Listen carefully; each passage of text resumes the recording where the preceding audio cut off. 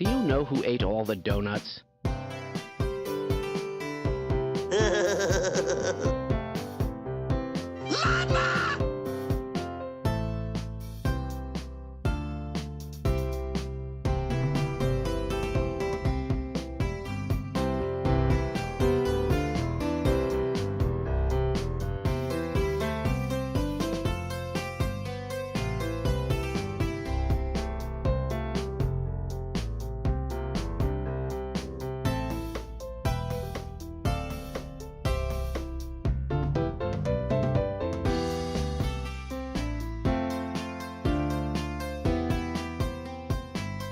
Do you know who ate all the donuts?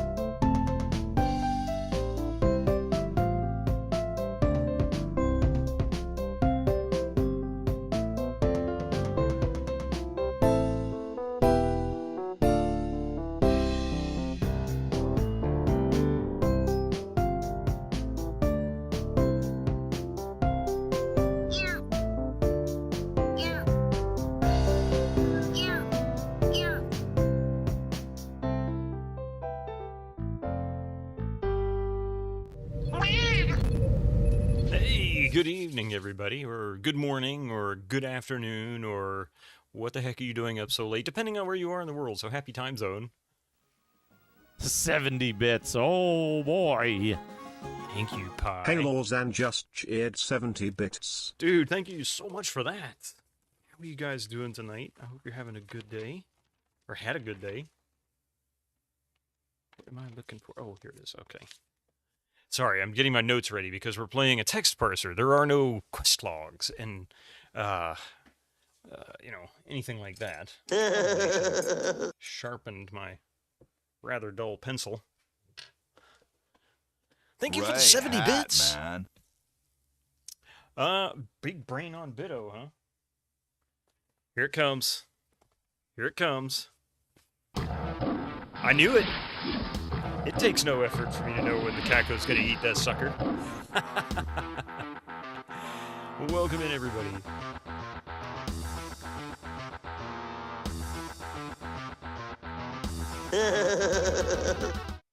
I can't say that I have any other hat that gets eaten as often as that one. It's usually only just a handful of people.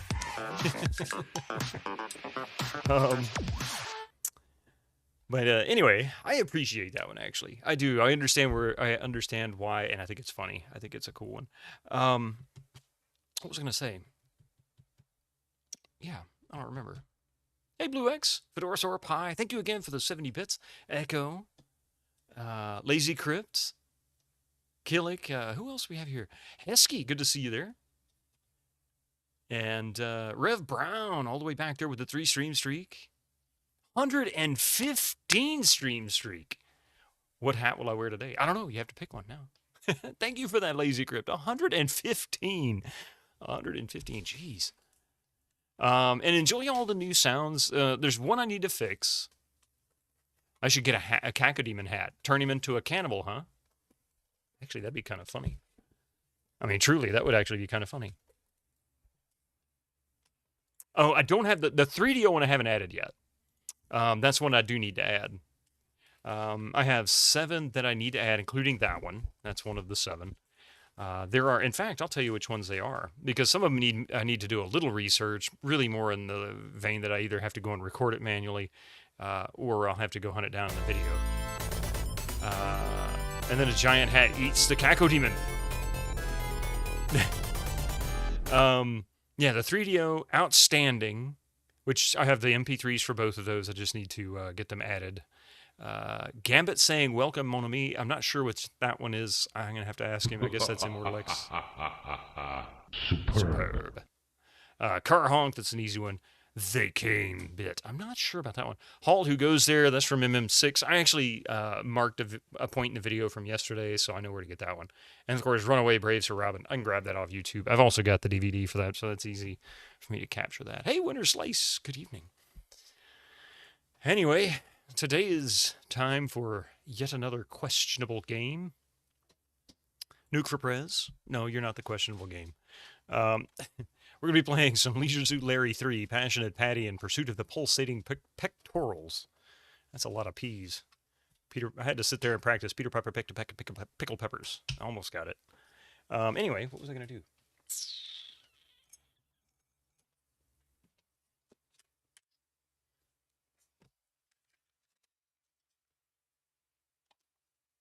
There we go.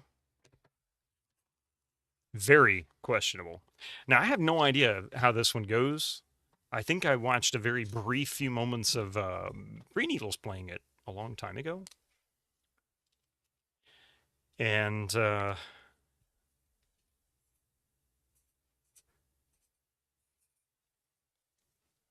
I didn't want to watch too much for that. So, tell me about Loon. Is it CGA, EGA, or VGA? I believe it's EGA. I'm pretty sure it's EGA. Storytelling I've only from launched it a couple Lucasfilm's times. Brian Moriarty? Why, it's an extraordinary adventure with an interface of magic. Stunning, high-resolution 3D landscapes, sophisticated score, and musical effects. Not to mention the detailed animation and special effects, elegant point-and-click control of characters, objects, and magic spells. Good evening, rabbits. Beat the rush. How you doing tonight? Go out and buy Loon today. All right. I spent a little bit of this afternoon reorganizing some cables on my desk. I got my headphone cable swapped out. I now have a port on the side of my desk I can unplug and unplug and basically anti-mystic the cable. Poor Mystic. Speaking of which, we just went through a brief storm, hour and a half or so. How many more do you need? Jeez, I mean, 16 colors, people. Come on. 256 is already too many if you think about it. Well, that was Scum's bar right there. All 16 colors. Anyway, let's get this started. It has its little brief intro. You know, I didn't test this. Let's see if we have audio. Yeah. I thought I had audio set up on this.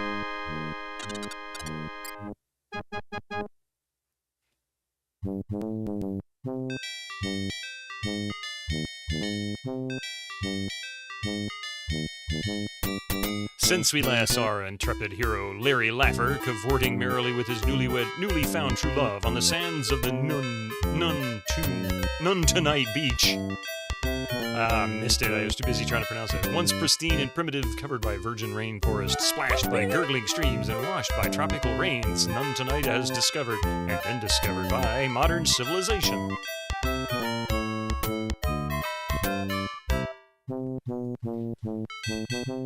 The villagers, eager to shed their Stone Age lifestyle, united themselves by forming Natives Inc. to protect their interests and develop their island. Realizing they were sitting on a yuppie dream, a vein of gold they could mine through tourism, they took correspondence courses in business management, public administration, sales, and marketing. Oh, sorry.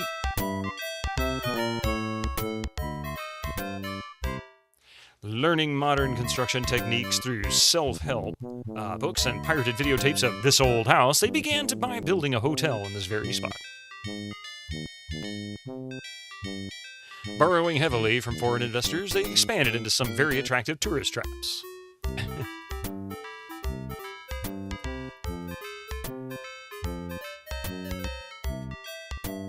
Popping up all along the side of the volcano.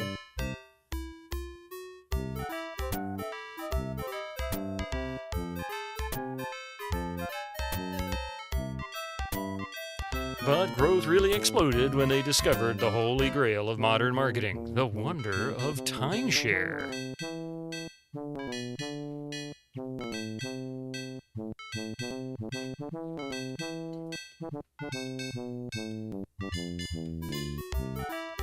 Get some help! Civilization. Who would want real palm trees when you never have to prune or water those new plastic models? Welcome to the paradise of the Pacific, the all-new, all-improved, totally yuppified, consumer-orientationalized, none-tonight island. You most likely won't be here long, tired, and you want to get up early? Hey, I don't blame you. It's all right, man. Get some rest. Yuppie Island. And it's just gonna cycle through. Let me fix the audio real quick. Bye-bye.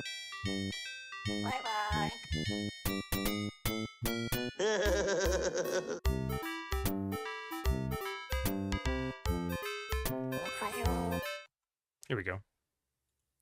It's like, why is it not working? I'm gonna bring the volume down here because I don't want to lose the volume of the sound effects either. So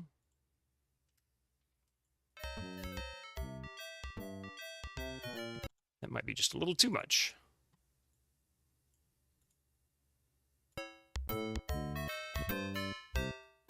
How's that? Is that a little too quiet? Perhaps a little more.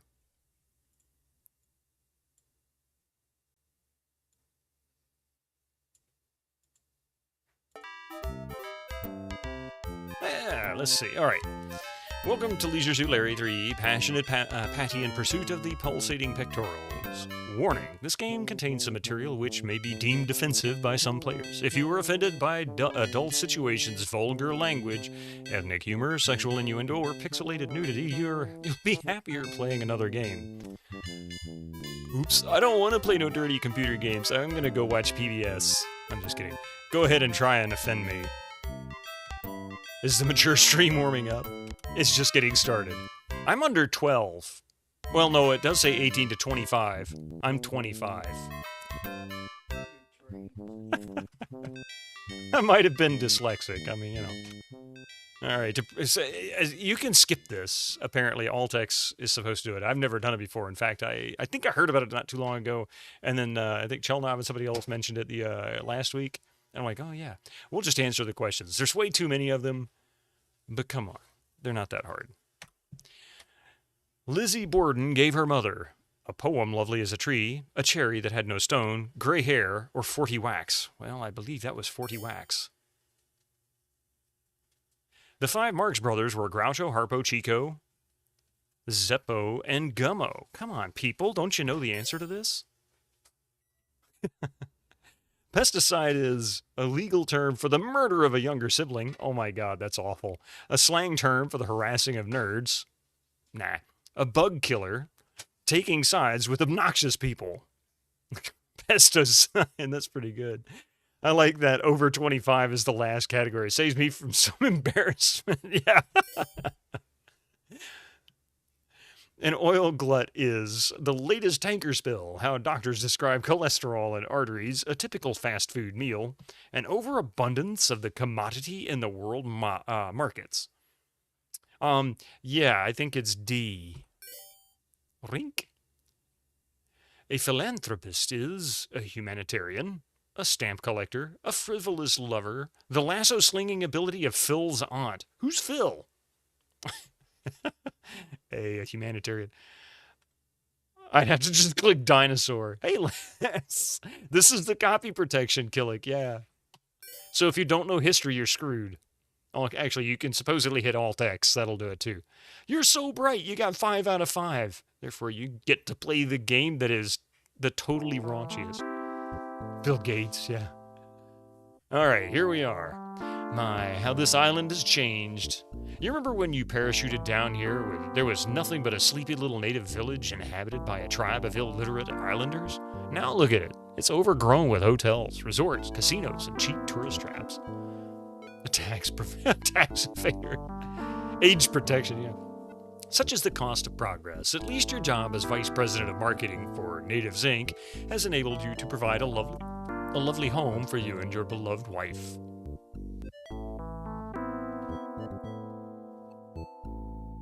Quietly watches for TOS to parachute in.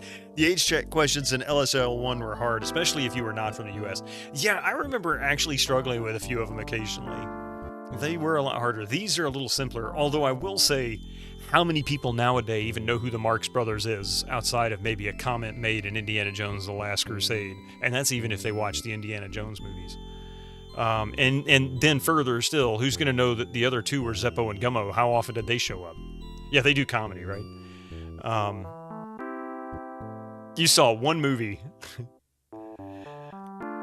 Okay, quest notes for Leisure Suit Larry 1. Attempt to get me 2, and that ends abject failure and embarrassment. Go back to step 1. Yep. Outside of Groucho, I don't think they get any mentions. Yeah. Well, they all do. But it was primarily Groucho, Harpo, and oh, good God, Chico. Those were the three. And Harpo was a little more common, more frequent of the three outside of Groucho. He was the second most common. You know of Zeppo because he's a bit of a meme for being useless. Ooh, yeah.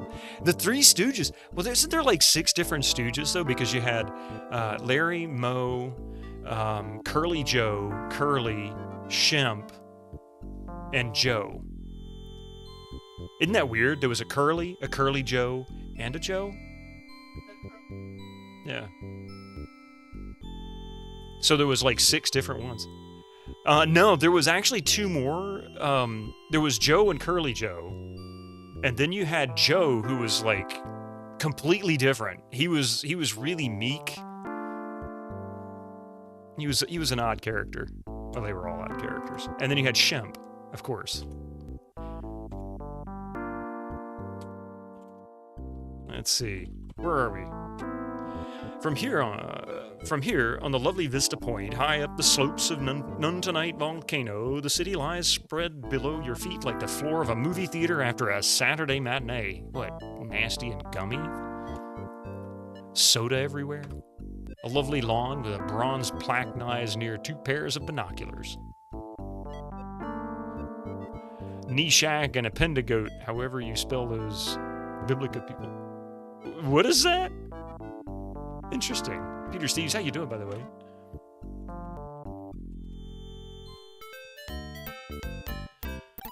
On this site, the great hero of our people, Larry Laffer, single-handedly saved our island from our mortal enemy, the evil Dr. Nonuki. You actually only know the Stooges from another Twitch streamer you follow. Never got to watch any of their movies? You should give them a shot.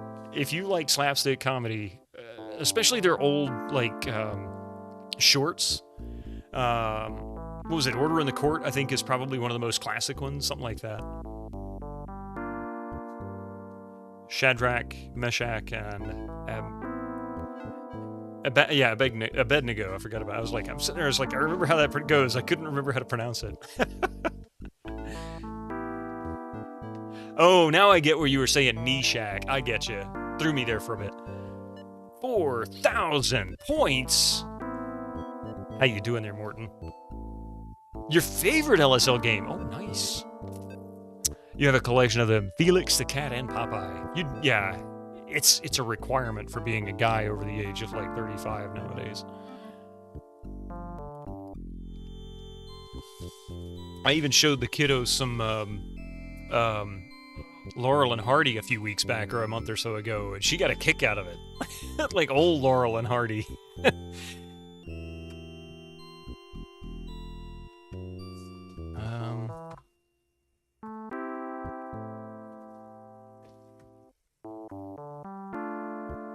That is new. I don't think many people have this one on their favorite, as their favorite in the series. Really? I was wondering. I don't know how good this one is.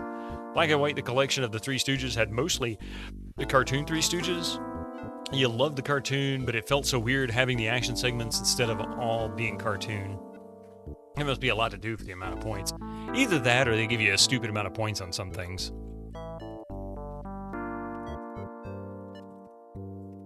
Here we go. Oh, binoculars. Produced by Al Lowe.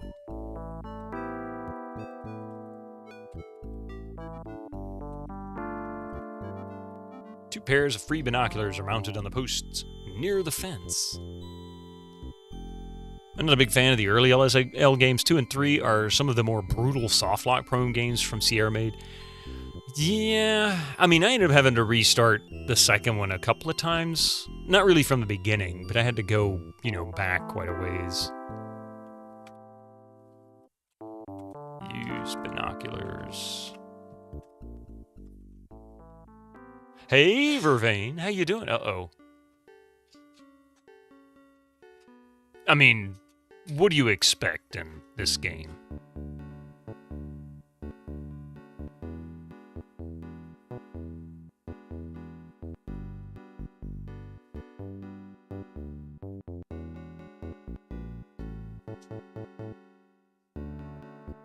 Like that really does anything. It has been 5 minutes since you saved your game. Screw it. Buoyant. Oh no! Yo! It's not even 5 minutes into the game yet. You wipe the sweat from your hands as you remove your eyes from the binoculars. That was the fastest I think I'd seen. These binoculars are broken. How does she not know? She knows. She knew. Look who it is. How could she not know? I like how he's got a beer belly now. I mean, he wasn't exactly in great shape to begin with. It is, isn't it, Chelnov? I mean, at least up to this point, that was the most I think I'd seen so far. The villagers were wise to retain total financial and political control of their island. For example, they've never allowed vehicular traffic anywhere. Everyone walks wherever they go. Up this path lies your home. Your beloved Kalalau is probably there right now, waiting something blah blah blah. Hang on a second. I need to slow down the text speed. I don't read fast enough, apparently. Can I load? No, I can't.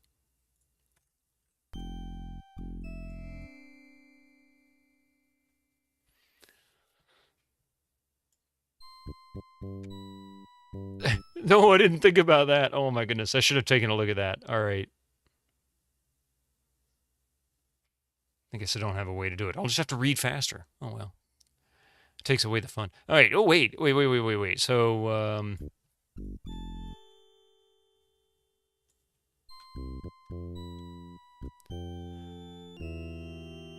does Larry even try to look super attractive? You know, he tried.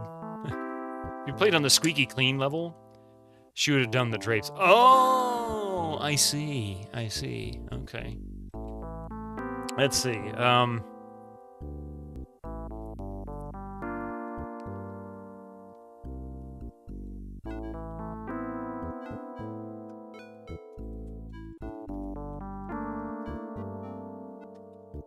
There we go. Monkey butt. There's the expletive. Let's see. What was it? Control C, I think it was for colors. Yeah. New text color. Oh, you can change the color of the text. Okay.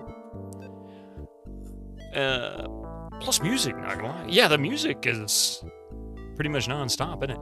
Larry's biggest asset is his uncrushable optimism. A normal man would have given up long ago. I mean, you're not wrong. Either desperation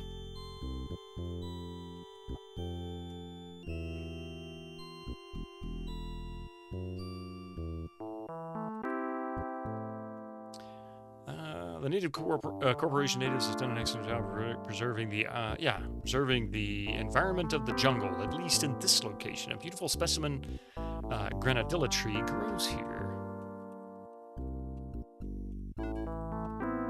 The granadilla is short and graceful with a gray trunk and delicately spreading branches.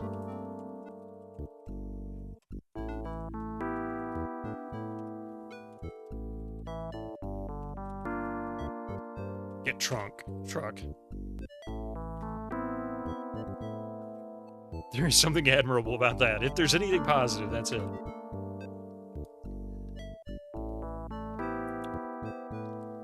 The next Leisure Suit Larry will be a horror game about how Larry is just a demon stealing women and being a perv or having some drug that makes him never give up.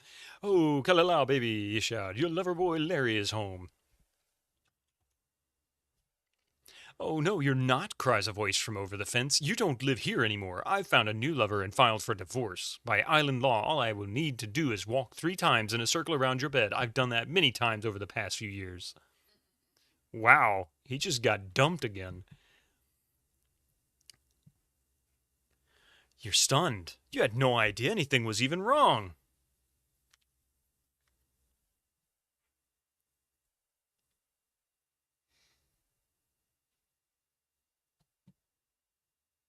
What do you mean, divorce? Walk 3 times. Oh, Kalalau. Say it isn't so. It is so, Larry. I'm leaving you and keeping the house. Now, please, go and leave us alone. Poor Larry. I can't believe I said that. Us? What do you mean, us? Are you in our hot tub with someone else? Who is it? Shoot him now! Shoot him now!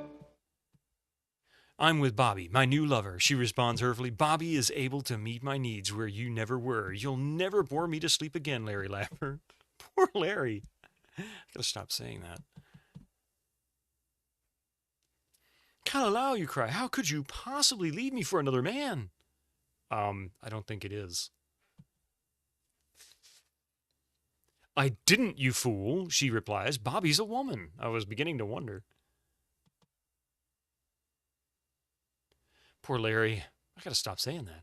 Not only does Kalalau no longer love you, she's fallen in love with another woman. What could Kalalau possibly see in an Amazonian Harley-riding former cannibal lesbian slot machine repair woman? That's a mouthful. Former cannibal. A reformed cannibal.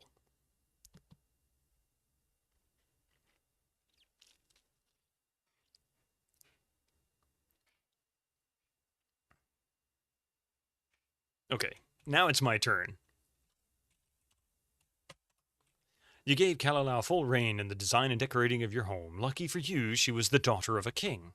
Kalalau was heavily into the grocery store checkout line magazine School of Architecture.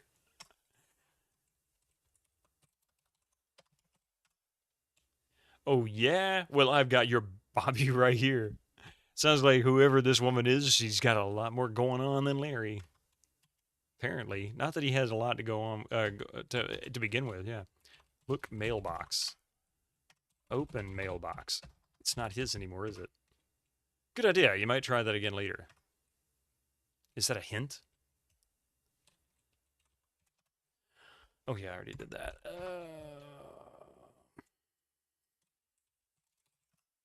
Graceful finials adorn the locked gate. What's that, you say? Well, suffice it to say, it looks like a big upside-down punching bag mounted atop the column beside the gate. See, you learn something new every day.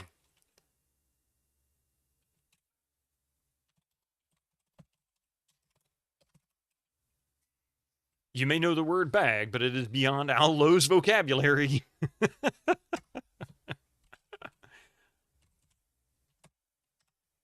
Hey, we want our rating for sex, not violence. You have an idea for a Larry game, but it would prefer it as a movie? A modern throwback to 80s sex comedies and the old... I was going to say, is this going to drive me nuts this whole time? Please tell me it's not going to keep doing that. I think there's someone in the bushes there. Hey, thank you, Lazy Crypt, for the lurk. There's not a way to make sure that doesn't continue, is there? Because that's going to drive me bonkers. I can adjust the timer. Ah, there we go. Let's see. How about... I'm going to go with 30 minutes for now. I really don't save that often, but I should save more frequently.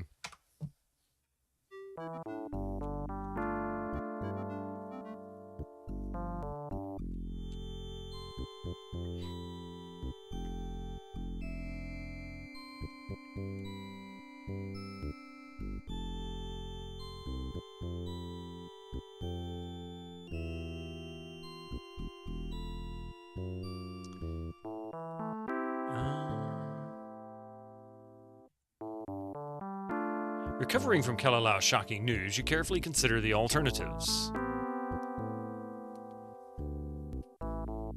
I suppose I could go into mourning, you'd think. Mope around all day, sit in my room, rent lots of videos, things like that. Hey, Skyfall, how you doing? Or I could give up women, remain celibate forever, enter the ministry or something. Yeah, right. Wait a minute, what am I thinking? No way, not me. Not Larry. Larry Laffer. You know, this island is a perfect location for our sophisticated single swinger like yours, truly. Hey, Dark Mex. And thanks to a wonderful island tradition, Kalalau's dowry gave me hundreds of acres of potentially valuable forest land.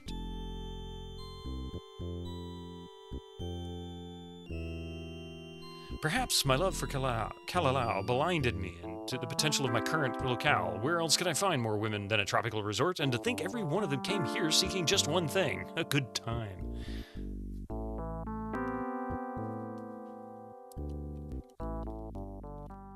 Yeah, that's it, you exclaim out loud. I've had it with monogamy. Marriage, long-term relationships, commitment. So be it. My wife's new goal will be to allow as many women as possible to enjoy me while they can. Good God. Streaking on this stream format? Where did that come from?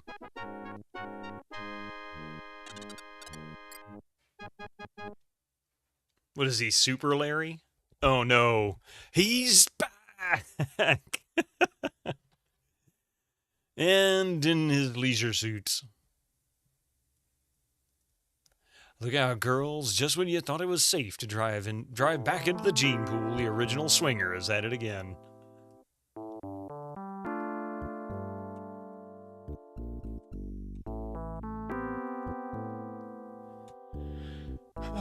I'm wondering if I should map this. I don't know how many scenes are going to be in this area.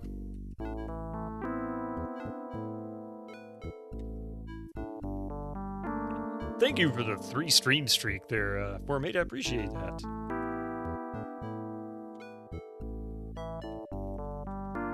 You are outside the island's casino. Steps lead up into the lobby while water splashes merrily down the fountain. Down this path lies your office. Say, there's a raid! Holy crap! Welcome in, Raiders. Oh no, I missed my message. Ah! Welcome in, Fraswar. How are you doing today? Welcome in, Raiders. Notorious BXT, Night Dweller, Dab, Valen Vane. Good to see you. I'm gonna pause that. Let me pause this for a moment. New for press, and Anda! Welcome in, everybody. Pudding Kuchin, Arutha Condoin. I think I got that right. Didn't I get that right? I hope I got that right. Welcome in, everybody. How was your stream today? I saw you were streaming just as I was getting ready to start. I had to run off this afternoon, and I come back to see you streaming live when I was setting up my YouTube channel. I got a question for you, Fred. Speaking of YouTube, is it as annoying to set up YouTube for you as it is for me? I really hate setting up the YouTube part of it every stream. KP, Alynxia, welcome in, everybody. Did we get a shout out for him? We're gonna get another shout out for him, even if he did, because he deserves at least 2, if not 3. Still got your Leisure Suit Larry3 poster. Finished it not long ago, but didn't get all the points. Oh no, I don't think I did get all the points on the last one, didn't I? Welcome in, everybody who came in with Fraswar's Raid. I hope you had a good time on Fraswar's channel, which is always a good time. So if you didn't have a good time, go back and try it again, because I promise you'll have a good time. My name is Vitamin, and we're here. We just began. Like, I just started the game not 30 minutes ago. Leisure Suit Larry3. I hope I don't regret it too much. Really, not even 30 minutes ago, really. Well, thank you, KP, for that. How's mine? I'm a little damp still. I had to run out in the rain. My mother went out of town on a short vacation, and I had to go over and collect the mail. And sadly, it was raining. You're amazed this game is allowed on Twitch. They're really not that bad. It's mostly in the dialogue and the jokes. Although I will say 5 minutes in, and it was probably the raunchiest I think I've seen in the series up to this point. It's really not too bad. Now, I can't speak for the ones after this, but the first one was virtually nothing. The second one was even less, really. I mean, I don't remember anything in that one being significant. Not the rain. Well, my pants leg's a little bit wet, so, you know. It's a lot of innuendo and wordplay. Exactly, Dark Max. That's exactly it. Why do bald men have holes in their pockets? So they can run their fingers through their... Oh. That doesn't even get the badumts. Instead...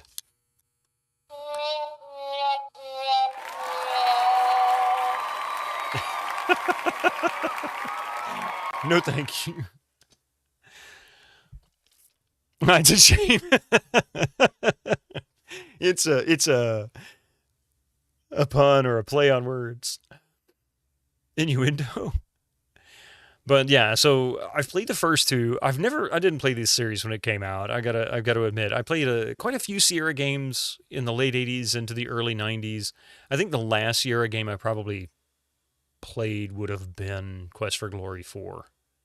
I don't think I played any of the others, and I didn't play all the ones between King's Quest 4 and Quest for Glory 4, but I played several. Police Quest, Iceman, Gold Rush, a couple of the King's Quest. I didn't finish, but the fourth one, the others I just tinkered with. Almost all the Heroes Quest series, Quest for Glory series. Not gonna lie, that took you a moment to understand. KP's like, I'm a little more innocent than that. I read a little farther into it than before I realized where it was going.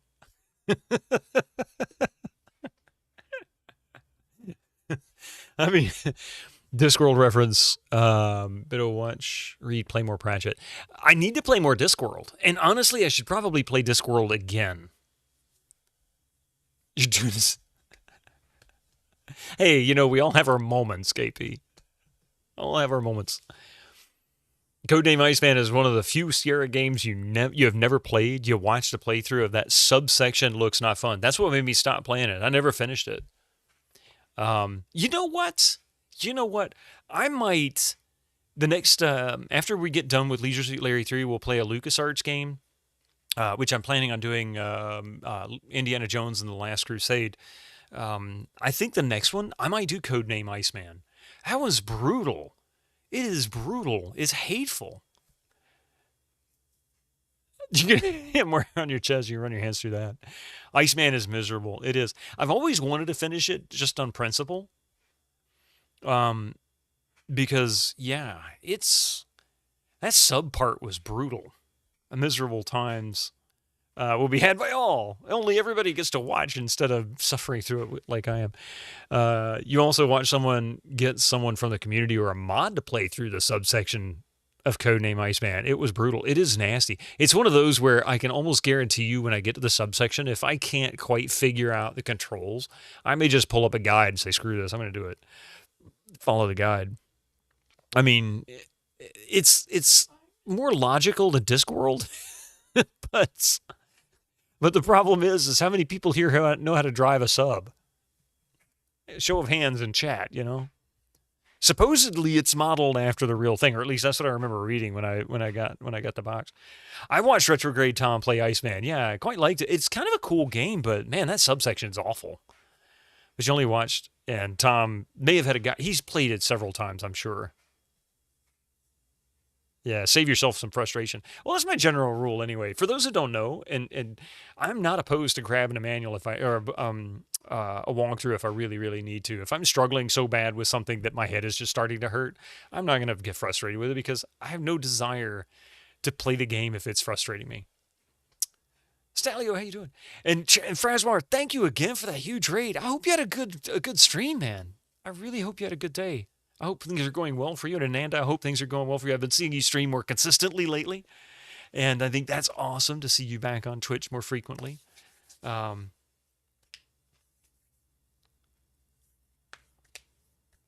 Something about ballasts and water intake, that's all you know. I mean, I kind of sort of get the basic concept of it, but that's about as far as I can go.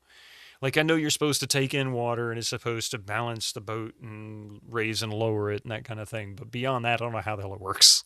I don't know how that works. Still ain't gone to bed yet, having too much fun playing Spyro 2. Fun, Echo. You commend the pragmatic approach to video games. They're supposed to be quite fun. And if you're getting frustrated, that's the opposite of fun. Yeah, I mean, and don't forget, Sierra made more money off the hint guides than they did the games, right? I mean, at least that's what they claimed. They made more money off the hint guides than they did the games. The games in the 80s and the 90s were oftentimes meant to be very hard. Even arcade games. The arcade games would literally cheat, because their goal was to make money. Can't make money if people keep beating it on one quarter. You'd say Discworld is harder than Codename Iceman, but thing is, it's at least funny. Iceman is just frustrating, yeah.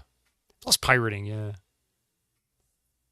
I don't know, pirating was a little more common, I guess. Easier to pirate half a dozen floppy disks. Didn't have to have a special writable CD-ROM drive and disks to go with it. But anyway, don't copy that floppy. Is that it? I thought you knew better. Don't copy that floppy. Yeah. And just for you, Fraz. Do what you want, 'cause a pirate is free. You are a pirate. You're our favorite indeed. Being a pirate is a right to be. Do what you want, 'cause a pirate is free. You are a pirate. I almost typed that one first. I went, no, that's not right. But yeah, so we never touched this one. And one of these days, I'm going to play Codename Iceman. I don't know how far I'm going to go with this. I'll probably play the first 5. Technically, there's 6. It goes to like Leisure Suit Larry 6, I think. I think that's what's on all of them. I forget. Doesn't even have it listed. No, it doesn't. I think it was 6, but 4 doesn't exist. Search for the lost floppies or something like that. Never made it.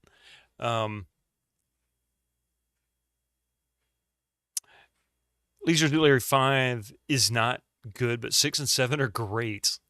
Yeah, I don't know how far I'll go.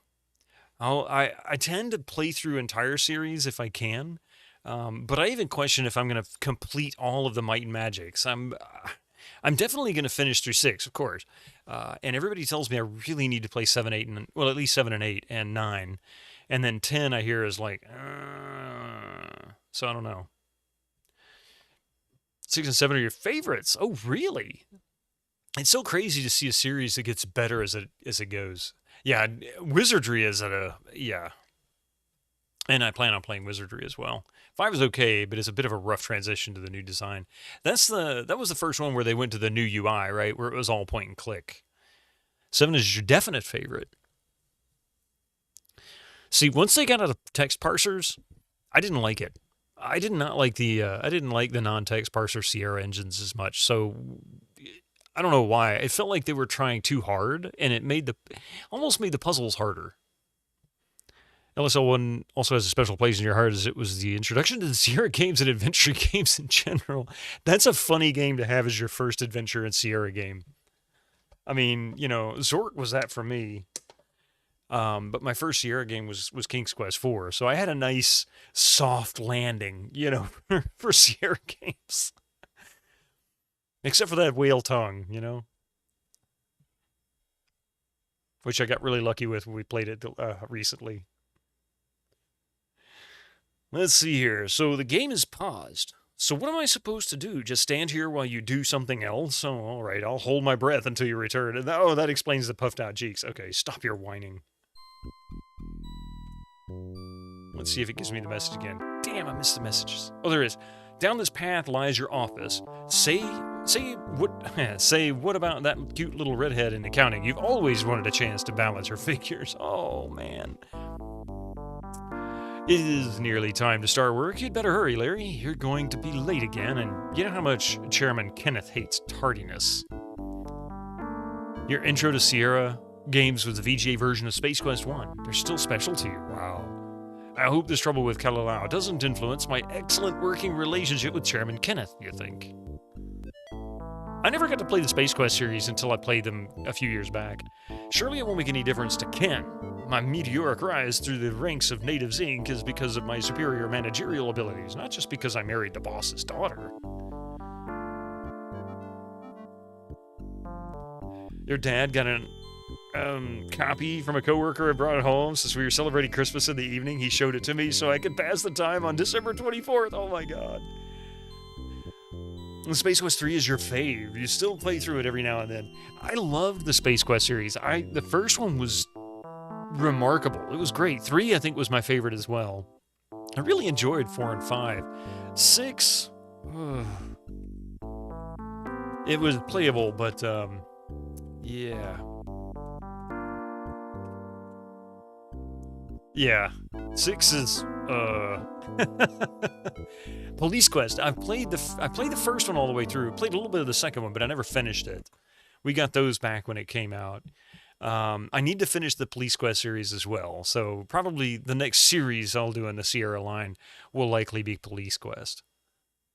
I almost chose Police Quest 2, but I decided since Fractal and my Mike have been playing Police Quest series over the past couple of months or few months now, I would give people a break. This one isn't streamed quite as frequently, I don't think. You love Space Quest 3 as well. It was the first Sierra game you bought with your own money as a kid. You're outside Natives Inc., home of the island's major and only corporation. You've always been a big fan of steel buildings.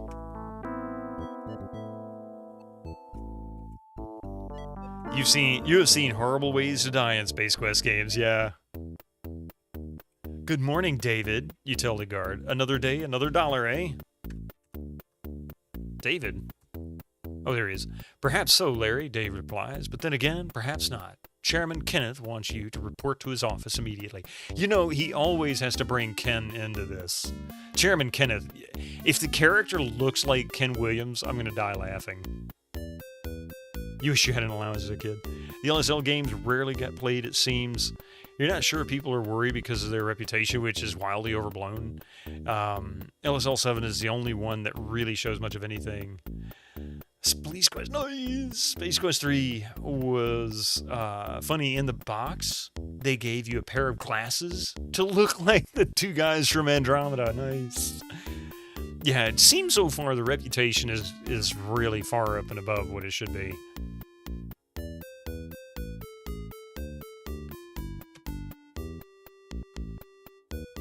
Uh-oh. Okay, David, you respond. But to yourself, you think, don't worry, it's probably nothing. I bet he just wants to compliment me on my last big ad campaign. I think Larry's about to have a bad day, or the worst day of his life. Yeah, it is. It's Ken Williams. Good morning, Mr. Laffer, Chairman Kenneth growls. It's so nice of you to fit a little time into your busy day to drop by and see us here at Natives Inc. Please have a seat. I'm sure somebody did, yeah. Anywhere but on my couch, he concludes. There's nowhere else.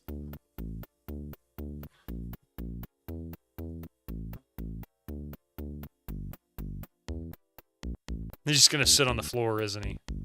Nope. Oops. Perhaps you're wondering, oh, son of a... I accidentally hit the enter key. I didn't read it. This is gonna be... Okay, hang on a second.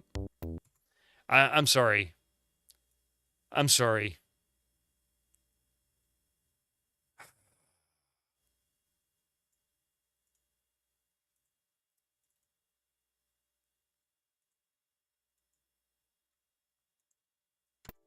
Oh, I hit the wrong one.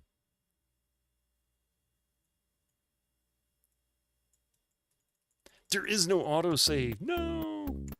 You know what? We're not that far into it.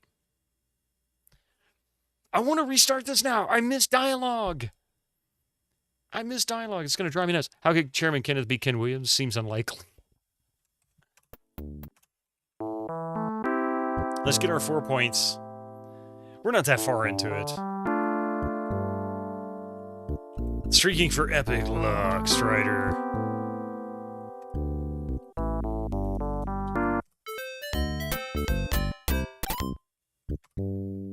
2 points.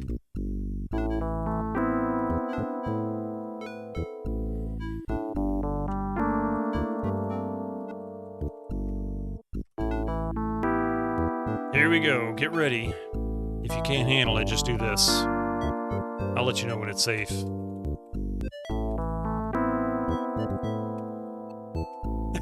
Winter slice.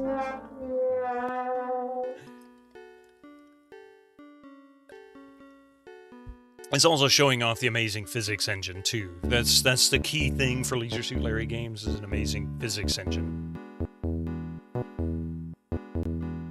I will be back. How you doing? This wasn't really why I restarted. Gregor, shh. We're busy. We're shh. Not right now. This is, yeah, exactly, Vervain. That's exactly it.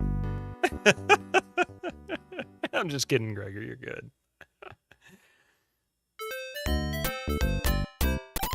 There's the other 2 points. Look at the size of... Look at the size of those knockers. You mean that one, Gregor?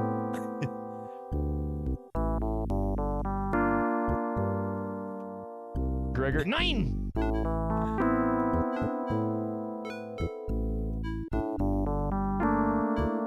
All right. Shoot him now! Not today!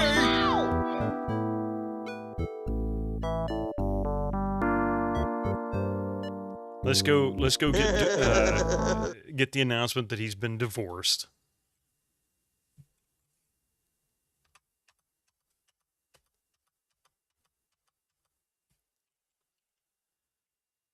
And out. Yeah, I want to see how I really wanted to understand how they're going to fire him.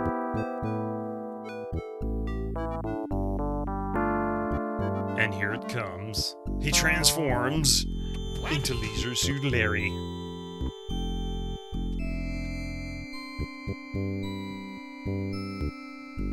Yeah, that's it.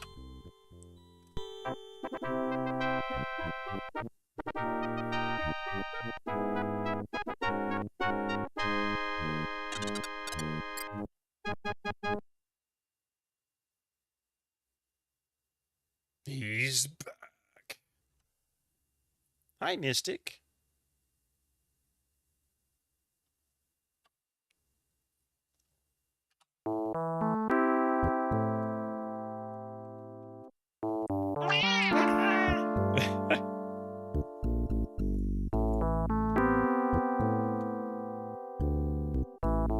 Down this path lies your office. All right.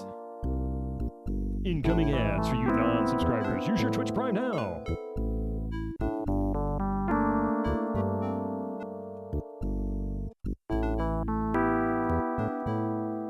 Like I said, we weren't that far in, so...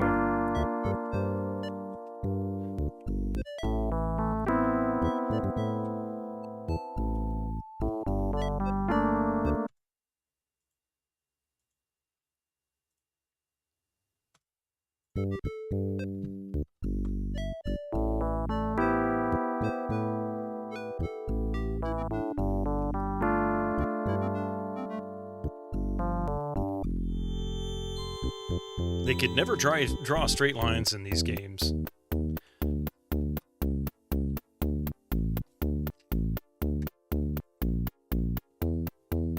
Hopefully we can get through this before the ads kick in.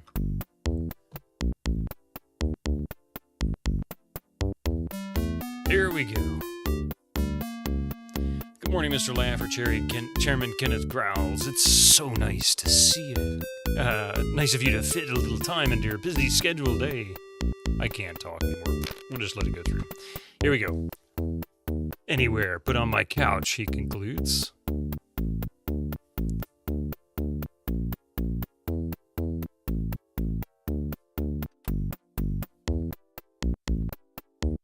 Who has a fountain in their office? Chairman Kenneth does.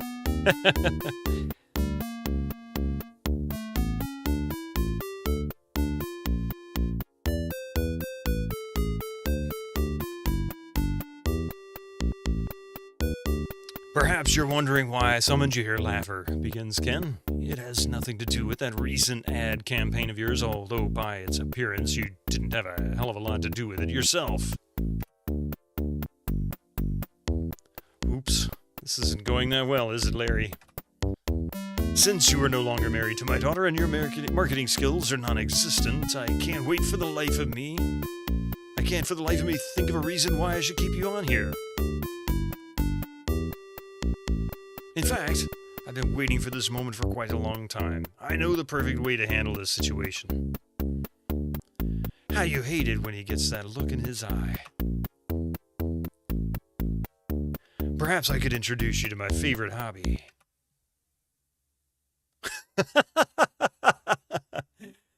Son of a bitch, yells Chairman Kenneth. Another 7-10 split. Fraz, thank you for being here. Thank you for bringing your raid on over. It's so good to see you again. And I know it's late. Get some rest. Get something to eat. Go relax. You've been streaming for a while. I know you need it. It's good. Davy boy, barks Kenneth, load up my RAM disk. I'm gonna take my laptop for a spin today. Well, Larry, it seems your ad campaign wasn't the only thing Chairman Kenneth didn't appreciate. Oh well, you lived off your wits once and you can do it again. You shake the haze from your brain, slowly rise to your feet, stumble groggily outside. That was humiliating, Larry. You vow never to work for him again. Let's see.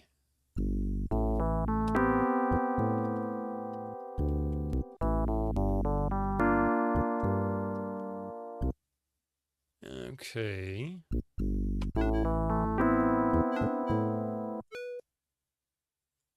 And we'll save one more time.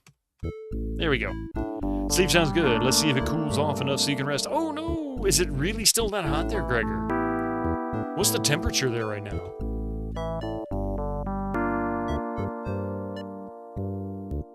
Thank you, Echo. Almost 10 degrees, so lucky. 10 degrees? Oh, ads are coming in just 1 minute here. 10 degrees. Man, if only. That's like... That's insane. 78, almost 79 degrees Fahrenheit. That's pretty warm there. I have to agree, yeah. CSX Hobo, welcome in. Good to see you. 90 in Wisconsin at the moment. Yeah, you know, believe it or not, Final, how you doing? Believe it or not, Final, it's actually, strangely enough, it's 82. And for those who don't know, and yeah, Wisconsin's like all the way on the north side of the U.S. I'm practically on the furthest south side. It's kind of weird. What's the opposite of 10 degrees? That's what temp it is here. 100 degrees, huh, Stalio?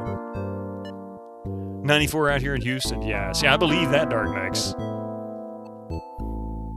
I've been in Houston when it was like 95 degrees on Christmas Day. Sadly, LucasArts denied Larry's application for a transfer.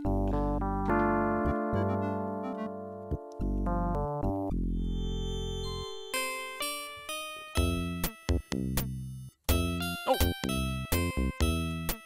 We're going to pause here for just a few minutes. I almost forgot. The ads are coming in. Don't go nowhere. We'll be right back with some more Leisure Suit Larry.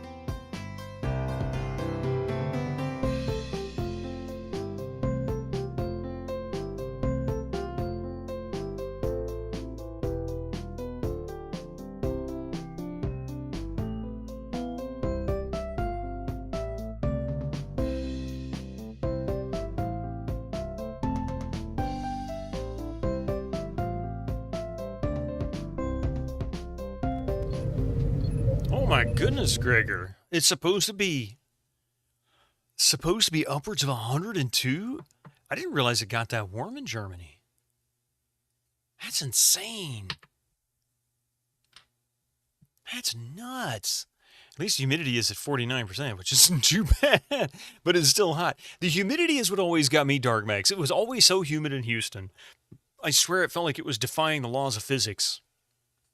Like it should have been raining like 100% of the time. It was always so humid. 102 isn't bad.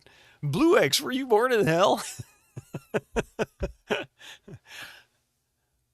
Oh, I mean, yeah, okay, fair enough. Okay, fair enough. If it's 116 degrees where you are, then for sure, I get it. But in Germany, that seems really, really high. I mean, that's like, let me put it this way. That would be like, well, that would be like 110 for us here, yeah. AC was broken last time you checked. If it's too bad, you'll go home early. Curtis Boss, I'm going home. You live in the devil's toenails. I believe it. I mean, seriously. Oh, my God. That is insane. 116. You know, it is crazy when you think about it. It was like yesterday. I cut the grass after stream yesterday. Yesterday I finished eating, or I went and ate lunch. You know, I got a sandwich and some crackers and like an apple or something. And then I went out and cut the grass. And the reason I decided to cut the grass yesterday was because this time of year, it can be, 85, but it can also be easily 95 or close to 100, depending on, what's going on. But it was overcast yesterday, and it was like 87 degrees or something outside. And I'm like, okay, I'll go ahead and cut the grass. Normally it's in, low 90s, mid 90s, and I have to stop every couple of rounds, catch my breath, because it just completely saps you. I couldn't believe it. I was able to practice. I think I only had to stop like 3 or 4 times to do the front yard and twice for the backyard. It really wasn't that bad. And it's not a tiny yard. It's not huge, but it's not tiny. This time of year, I don't think about cutting the grass till after 7:30. Yeah, I would rather do it in the morning, but I stream usually in the morning. And then at night, I got to be honest with you, by about 6 o'clock, I'm ready to just, chill. When it starts getting darker, or when the sun starts going down. You work in hospitality, but hope it won't be quiet so you can go home early, yeah. Your management sent out an email to all employees to work from home. They are afraid the headquarter AC can't cool the office to reasonable temps. Oh, wow. Wow, Pi. That's crazy. What is going on in this world? You are inside an Tonight Resort. To the north stretches the casino. To the east, you see the hotel lobby. And to the south lies the exit outside. To the west is a mailbox next to a white house with boarded up windows. I'm kidding, that last part. When you work for a cleaning company in summer, it sucks because automatic shutoffs of AC. You would work kangaroo rat hours. Up with the moon, sleep with the sun. Your AC is set to cool 17 degrees, and with that, you go to bed. For reals this time? Well, thank you, Echo. Thank you for being here. I'm glad. Hopefully you get some rest and a good sleep. 63 degrees. Man, Echo. That's some chilly AC you got going there. I couldn't afford that here. If I ran the AC at 63 degrees here all day, this is no joke. During the summertime, I bet you our electric bill would easily exceed $1,000 a month. It would just run nonstop. It would never stop. Climate change isn't real because we had snow this year. Because some senator brought a snowball into the Capitol. See, it's not really climate change. Yeah, 1K a month would be insane. I mean, as it is, it's usually around 300 to 350. We hit, what was it, 410 once last year, I think. You keep yours between 69 and 72. We usually during the day keep it around 77, and then at night we'll drop it to 72 or 73. You keep the AC at 66. Yeah. Today was so quiet because almost no one was outside after 1 p.m. Wow. 63 would be nice. We keep it at 76 during the day. Yeah, see, I'm right there with you, Rabbit.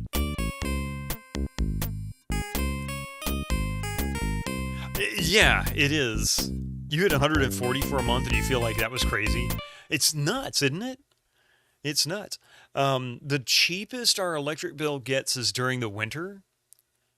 And we don't have to run the AC, of course, because it's cool enough that at the most we might have to turn it on at night. But not really, not really for long. And then during the day, if anything, it's heat. And that's it. And it's I think around $220 a month for a few months, and then right back up into the 300s. So like maybe December to January, maybe all the way through March, we might have lower electric bills, and then April it starts to pick back up again. You want to buy an AC, but the only good one is sold out for almost 3 months now. Wow. You can get a tower fan, probably not even need the AC where you live. Wow. MST.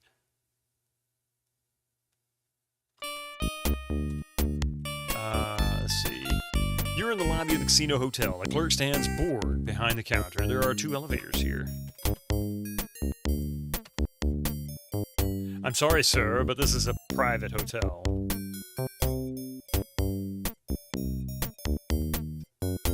Tower fan ran all day. I got a box fan sitting right over here next. It's actually behind Coffee's desk. So I guess he's not gonna do anything, huh? He's just gonna ignore me because I no longer work here.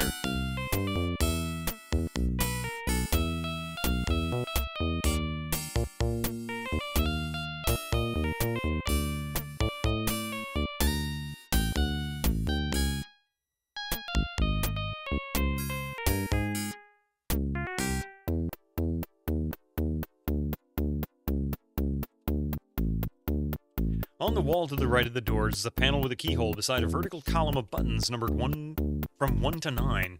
Could those indicate potential floor destinations, you wonder? Press 1. You attempt to pick the lock with your fingernail, but you are unsuccessful. You must have a room key to operate this elevator.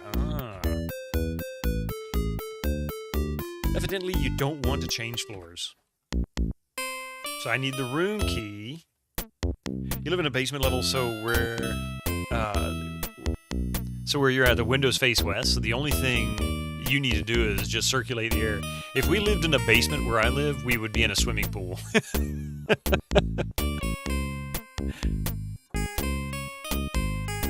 It would just be an indoor swimming pool.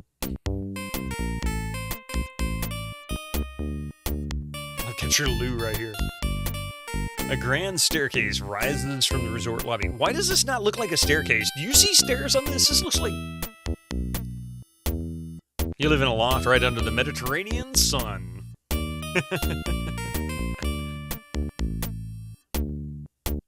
Indoor swimming pool, very classy. It gets difficult, Stalio, when you live in an indoor swimming pool. It's hard to stream. Everything's a hot tub stream, But the question is, where do you put your electronics so you don't zap yourself? All it takes is dropping your mouse in the pool, and bam, it's all over. A grand ramp case. It's called Medea Portasplit, a portable split AC, because you're not allowed to install anything in your flat, and is the only model in Germany right now. Wow.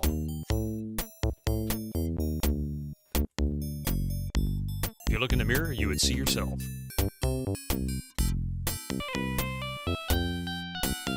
Oh, that is a mirror. I was thinking that was windows. Nice reflection. Check that action out.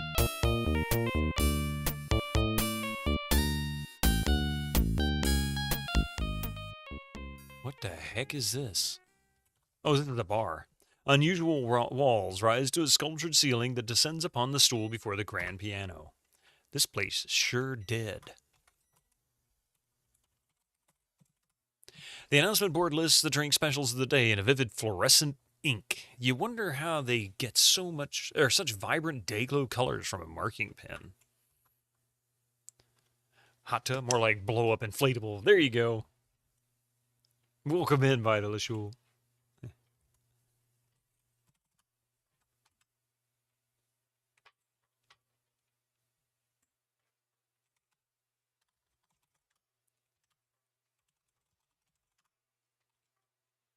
You'll just have to wait till the waitress shows up. I have a feeling the waitress isn't going to show up.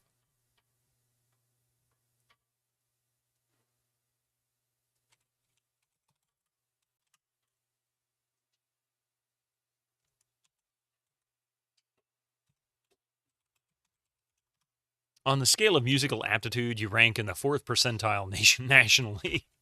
Just slightly below an elephant passing gas. Oh my god, what a way to describe it.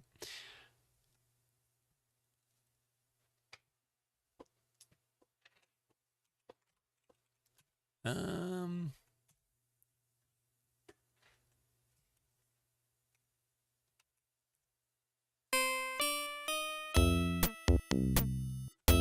so what's the other side?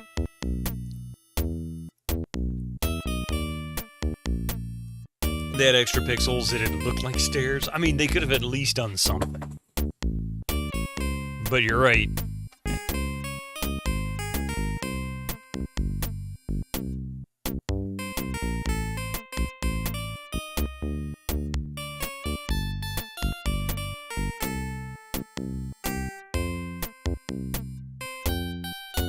But it works. It still looks like a grand ramp case.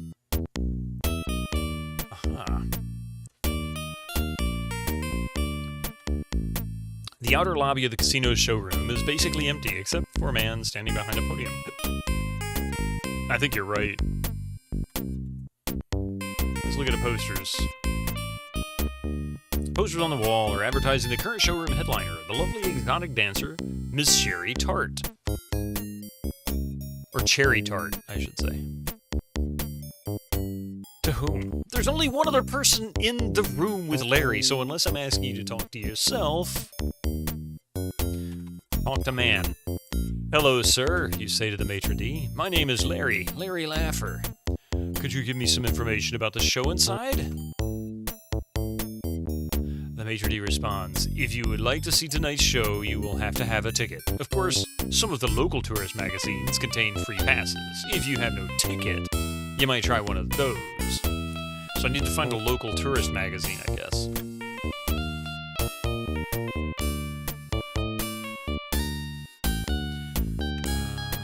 There's a public oh, that's what that is, a telephone, okay. Check coin slot. Look coin slot. You may know the... There's a public... Yeah, I know that. Use phone.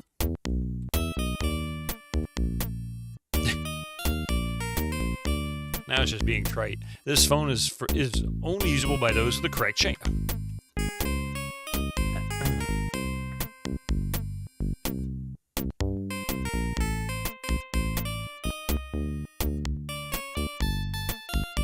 You would, but it's locked.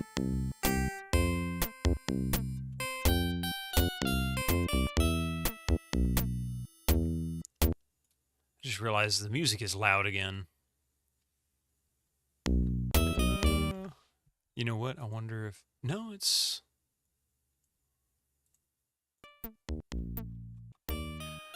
Why did... That seemed like a lot for what little change I made.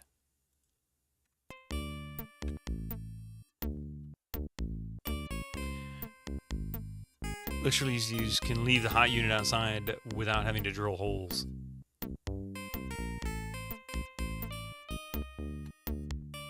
So used to the later games that seeing Larry as a regular person is weird. Don't tell me anymore, lass. I don't know about him not being a regular person. Is he regular? There's nothing regular about Larry. Probably not even his diet, for that matter.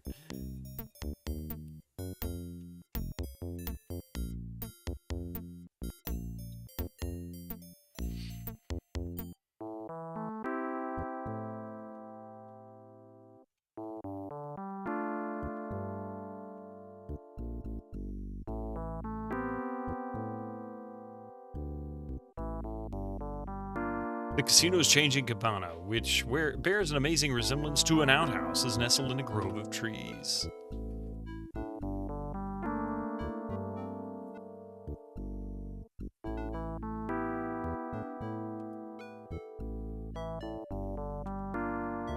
Believing yourself to be playing a previous Leisure Suit Larry game, you dig through all the garbage in the can, only to discover a postcard saying, the weather is here, wish you were beautiful.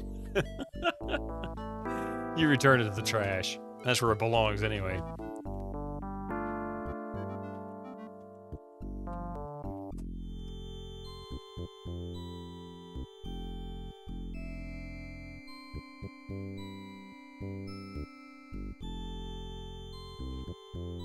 Okay.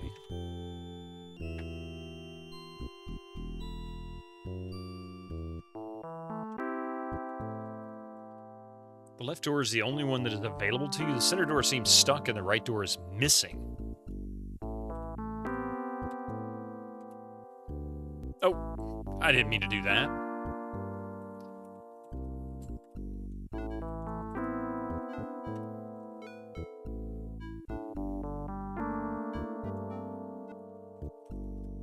A public sink is mounted on the side of the cabana. A bar of soap hangs over the sink, suspended by a rope looped over a nail. Take soap. You grab the unusually shaped soap on a rope that hangs above the sink. I got 16 points for that? No wonder you get 4,000 points.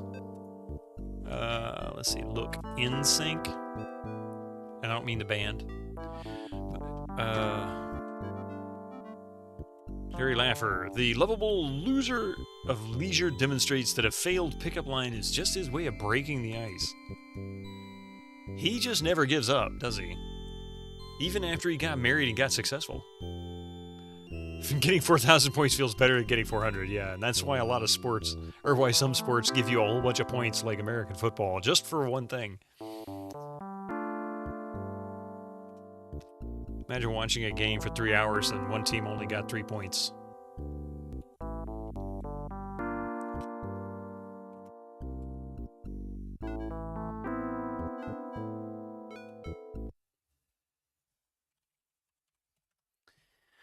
There is a beautiful topless woman lying here, sunbathing on her towel.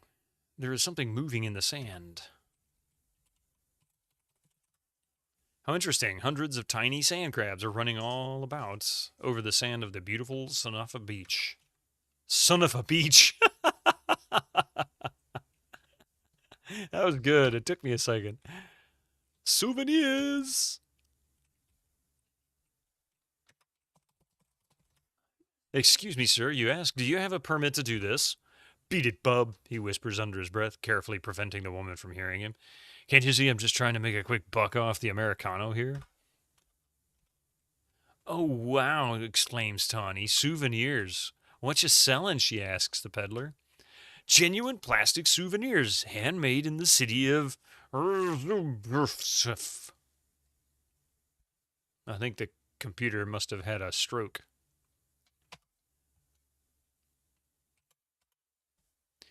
What was that? Asked the girl. Hong Kong, the vendor mumbles under his breath. Oh, no matter. As long as they're genuine, give me several. You never know when I might get back this way, and I just love buying souvenirs. Hey, Vitamin Chi. Altogether, that comes to... Peddler pauses, considering what the market will bear. $300 American, and I'll cover the taxes for you. I did! We finished it last Tuesday, just maybe 10 minutes after the stream would normally end. We finished it. It was like perfect timing. Really? That expensive? Well, okay, if you say so. Hey, thanks a lot, says the vendor. Have a nice day.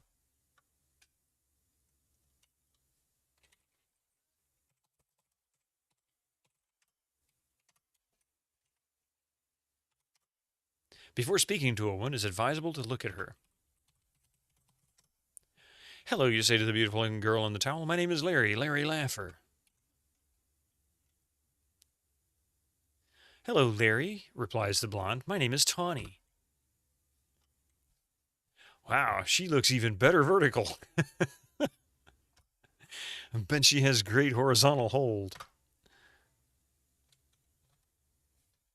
Oh, that was the mouse cursor. I'm like, what is that below the clouds? Oh, how do I spell souvenir?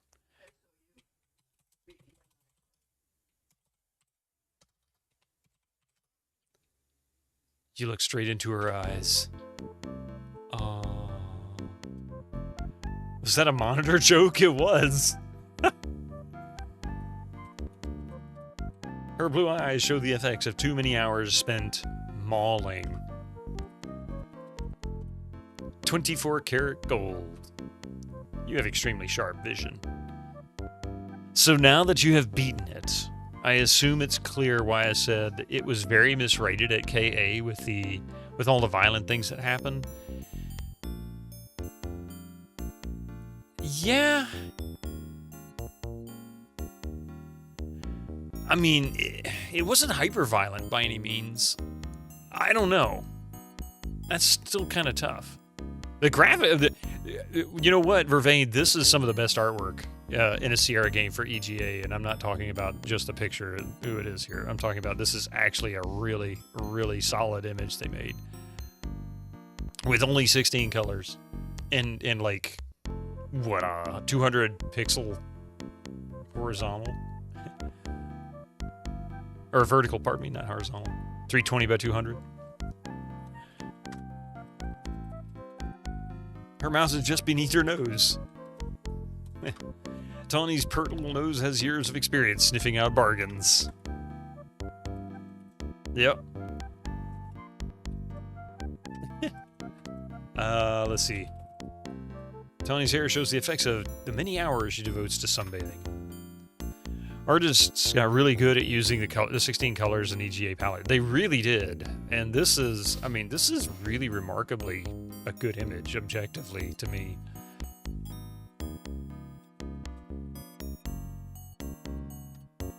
Alright, let's go ahead and do it.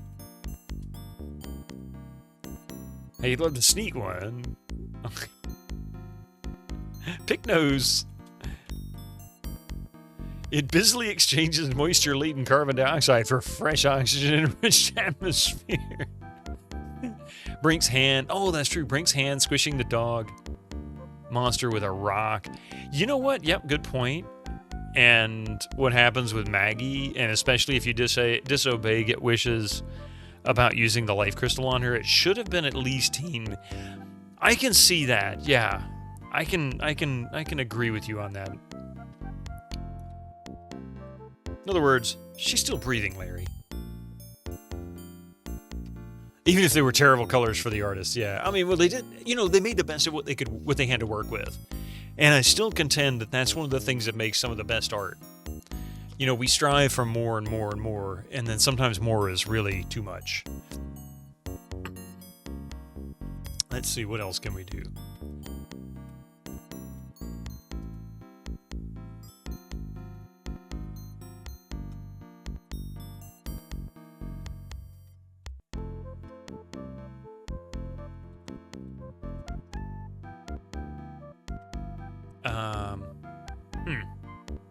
I really don't know what to ask her. What do you say, Tawny? Don't all you beach girls have a thing for older, pudgy, formerly bald guys? That's right, I forgot he actually got hair now. CGA had some really awful colors to work with. Yes, it did. That was how I played almost all the Sierra games up until around 91 or so. There's talk by Mark Ferrari, an artist from LucasArts, talking about how he had to learn to do pixel art. It was very interesting. Darn it. Did I screw that up? Ha ha, you really have a sense of humor. What would make me interested in you? Greetings and salutations.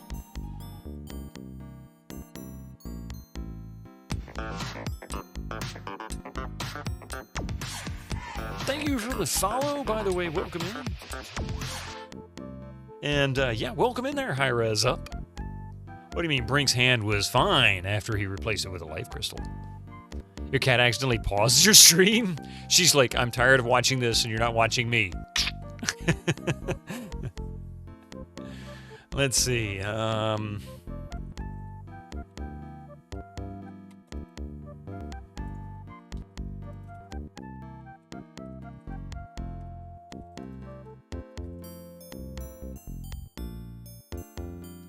Honey, I'm not interested in giving. It's getting. Oh.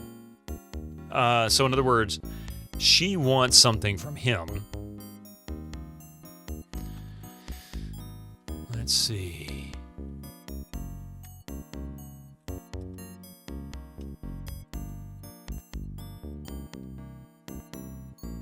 Golly gee, a real bar of soap. In all my days of shopping, I've never seen a bar of soap before. Cat butt on keyboard is a serious risk. Draconic dude, how you doing? 80 streams! Shakes fist at Twitch killing the old streak. I remember that. At least you have a decent sized streak. That's not just decent, that's awesome. That's incredible.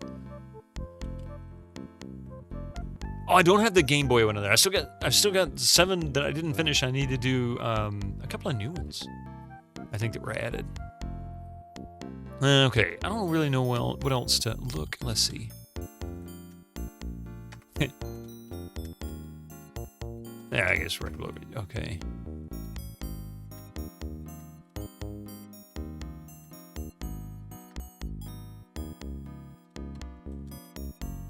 Let's see if it gives a response.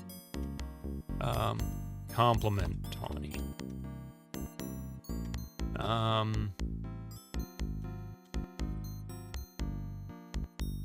She doesn't seem interested in that. You know she's a keeper if you could buy her affection with gift. Purple Tentacle, how are you doing today? Welcome in.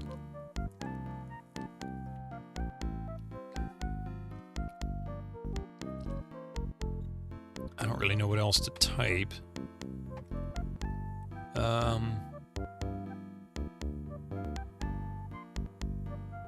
It's Leisure Suit Larry. Let's see.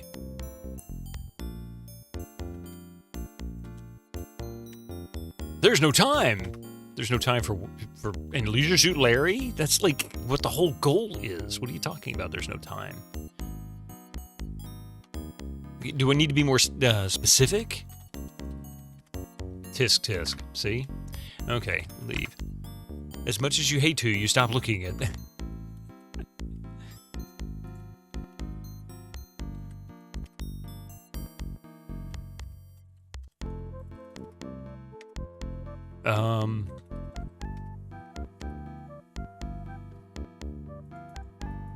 I don't understand. How do I get out of this? Oh, there we go. Okay.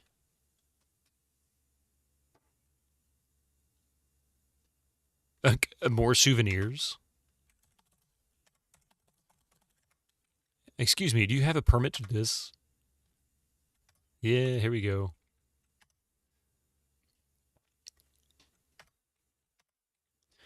Special souvenir seashells mounted on a free swinging necklace made of real none tonight string. You're getting off to a slow start, Larry. Perhaps you should dig out the documentation that came with the game and read through the walkthrough in your copy. You know what? You know what? I didn't do that. I didn't do that at all. So...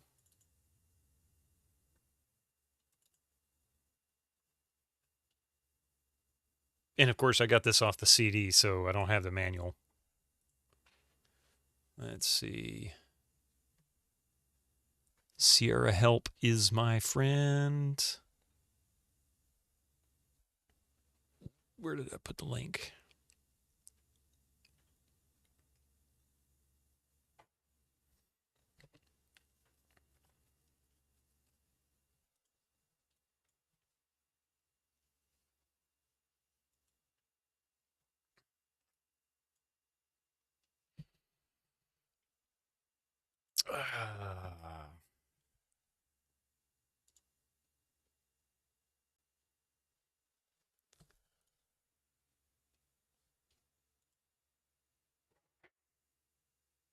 I thought I actually had a copy in the folder, but I didn't do it.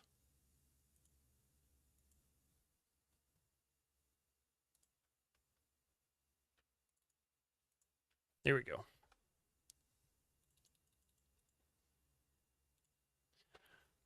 You had no idea for the longest. Wait, what? Damn, brutal, really. You had no idea for the longest time that Monkey Island 1 or 2 were often done in markers and then scanned and pixelated to what the computer could handle. You always assumed they were drawn pixelated in an art program. I want to say a lot of it was done that way, wasn't it? Yeah, there's always like a run up. Basically, it's a good start, and I rarely use them. I usually just try to figure it out on my own. But if it's there, I should really take advantage of it. So I'm going to pull this up now.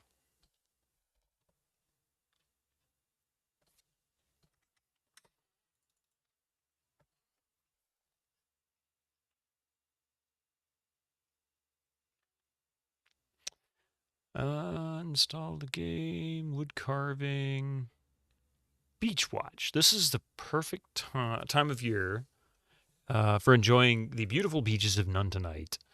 Whether your recreational tastes run to shell collecting, crab cookouts, or naked night surfing, the island beaches have something to offer. A typical Sunday morning stroll on the Strand adjoining the Natives Inc. timeshare condos is sure to net a pocket full of delightful tropical seashells, a few dollars in loose change, and any number of discarded undergarments. It's a past time for the whole family. Really, I don't think yeah. Let's see.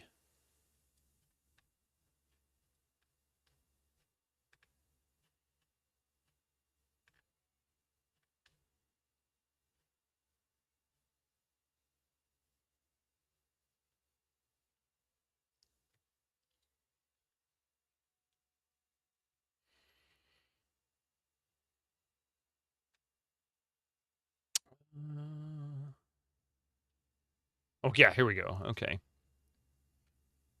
Look at the scene. Look at the hot tub. I seem to have skipped a few things. Of course. Look in binoculars. We promise you sight you won't see just anywhere. After enjoying it in Vista Point, we recommend you visit the elegant home of Larry Laffer, Princess Kalalau Laffer, daughter of Chairman. And by the way, this is a manual. I'm not reading the cheat to it. The art for Mission Impossible on C64 was drawn on grid paper and programmed directly pixel by pixel. That's pretty impressive. Edna and Harvey Part 1 was literally done by a uni student with marker on clear foil and scanned.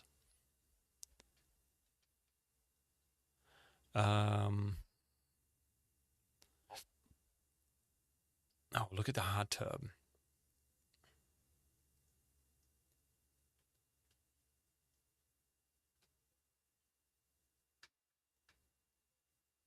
Not far from Walking Park. Okay, so I didn't try that.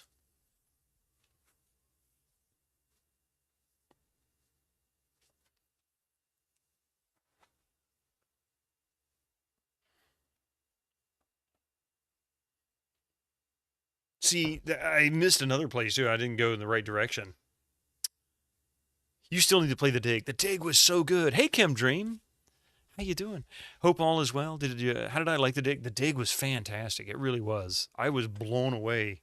You couldn't watch because you want to play it for the first time this year. Oh, yeah. You know what? If you haven't played it yet, I wouldn't watch the streams, people playing games that I haven't played yet, mainly because of that very reason. I don't want to spoil it for myself. It's difficult, you know. Let's see.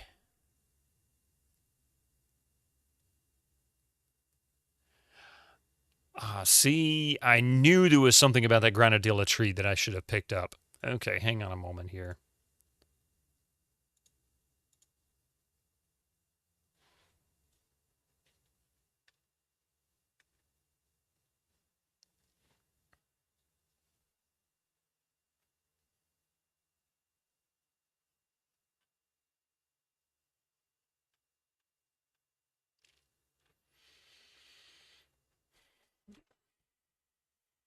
Continued on page 211. What? There's not that many pages on this manual. There's only 24 pages on this manual, and it says 20. Okay, whatever. That must be out of, I don't know what that is. Vladen D, how you doing? They were Amazon These games like the Smooth Moves of Karateka or Prince of Persia by Jordan Mechner were shot on VHS, then drawn picture by Pick to the computer. Really? That sounds complex. Raise, how you doing this evening? You love the art style of these point-and-click games. You missed all of these growing up. We were playing mostly on consoles around the time these were popular. They're fun to watch. Or text parser. Yeah, this is a text parser game.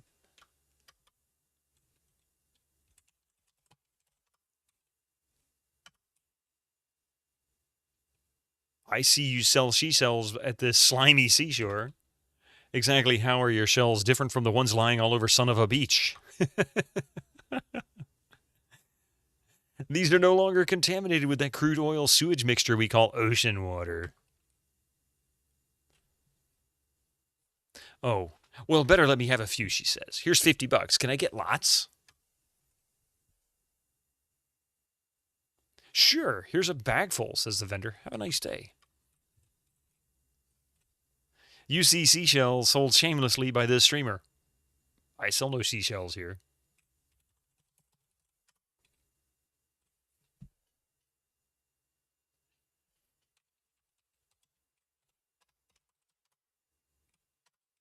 You suddenly forget about Kalalau completely. You could learn to enjoy the single life once again.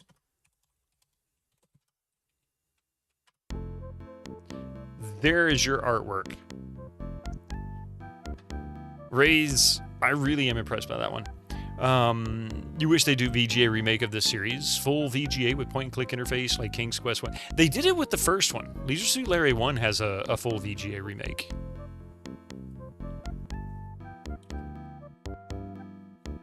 Look at that dithering, right?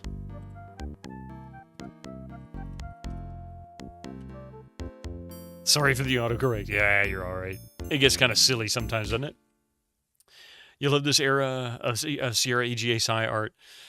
This and Colonel's Bequest are absolutely beautiful, and the MT32 soundtrack is fantastic. This is really good. The soundtrack to these games, this particular series, has been wonderful. Okay, so I did notice in the manual that there is something I missed that I need to go pick up. Because the manual actually did give me a hint about the Grenadilla tree.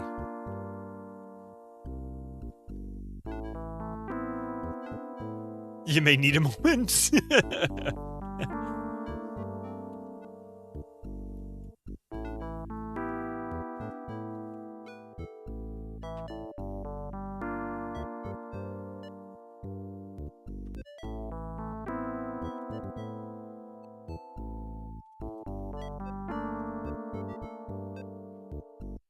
Because it helps that Al Lowe is an actual musician. Yeah, that he is. And in fact, there's a video on this disc, the greatest hits disc that Sierra put out. There's a video of him playing saxophone, playing the theme song. Honestly, the art of this is very similar. Well, it should be. It's the same artists. I mean, Sierra, you know, Sierra wasn't like EA or Ubisoft where they were spread out over multiple continents, all working different projects. They eventually got there, you know, by probably very late 80s into the early 90s when they started buying studios in like Japan and things like that. But for the most part, all of the point-and-click adventures and the text parsers and all were done by the same team. I know at one point they only had like 12 people or something like that, because I remember getting King's Quest 4 and there was a picture of the whole team and it had a caption talking about how small the team really is.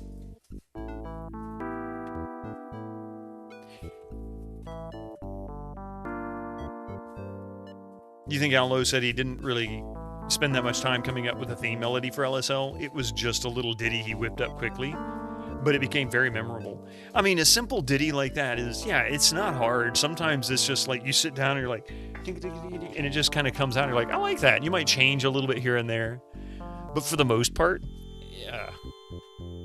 The rest of it, that's what takes so long. You love the calming vibe of the background song, yeah. Do you think this might be the best looking EGA you've seen in a game? At least I can't think of a better one yet. All right.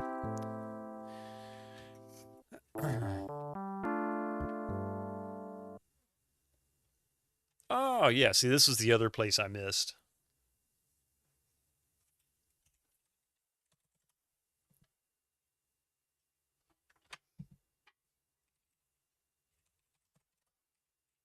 Looks like it might work. Turn on TV.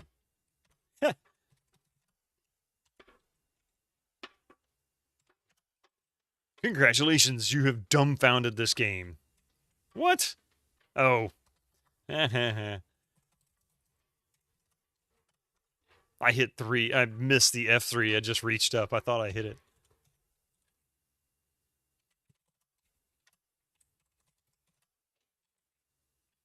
This island doesn't have cable. By the way, we found a few days ago a paper with oop, eek, ack, etc. I said, what the heck? Then I remember Monkey Fight and Monkey Island. Skyfall?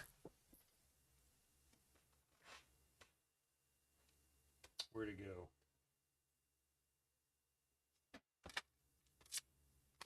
Skyfall, there you go. This was the disc I bought in 2000 when it came out. And there was the cheat sheet. I did the exact same thing. When I went to go play this, last year? I was informed that it's randomized. And I had... this was my original notes.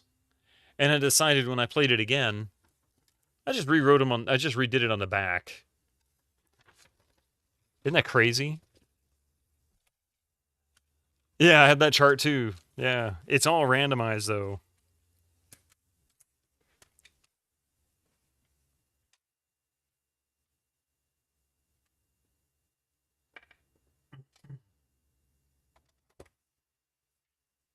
You don't count anything past LSL7 as canon. Wet Dreams Don't Die was an adventure. Okay, adventure, but it was not a real Larry game to you, and let's not even talk about the awful console games. What an interesting park. A lovely television set sits beneath the attractive hanging lamps, facing a park bench, all situated near a gurgling stream. What a weird place to put a TV set.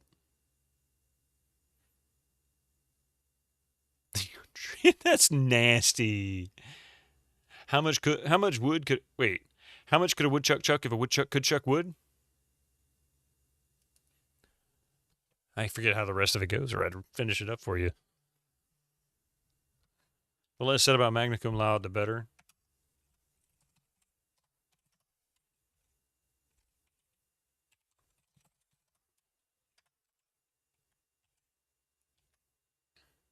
Console game actually grew on you?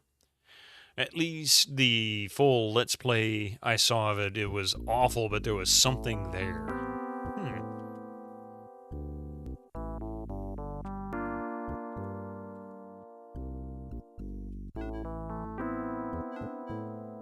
I don't think I can go this way, can I?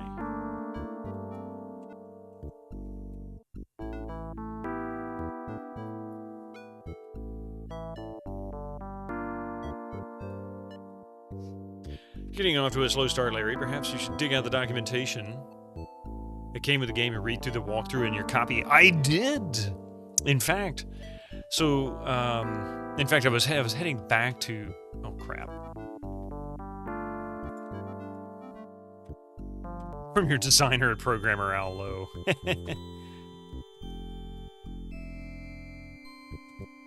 Okay.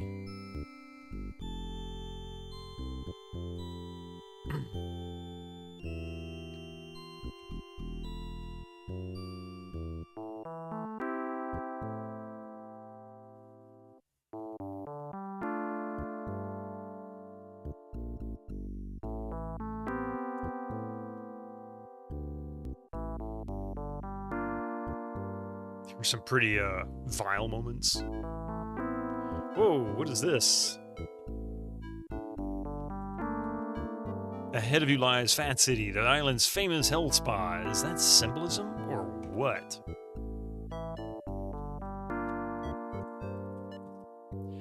Fat City has an entrance ramp disguised as a whale. Doesn't it remind you of the Louvre? No.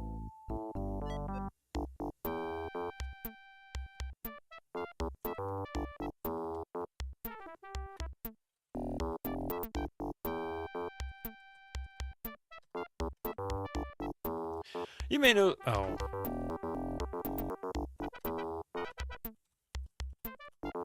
The bullet board, okay, is filled with your advertisements for products you'd find totally uninspiring.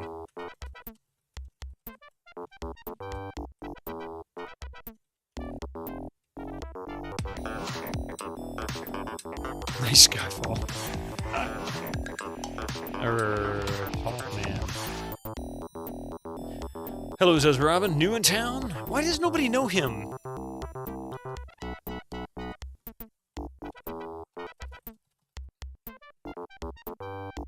Excuse me, sir. You say, may I ask you a question? Certainly. What is it?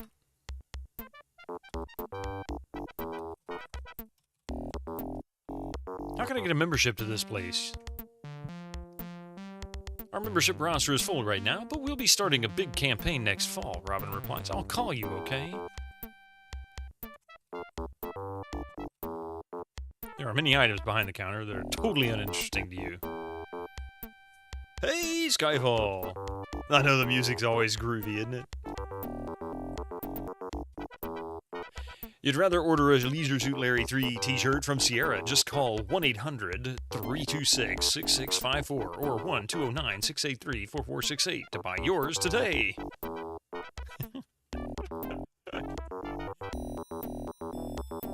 A small sign on the door says Aerobic Studio.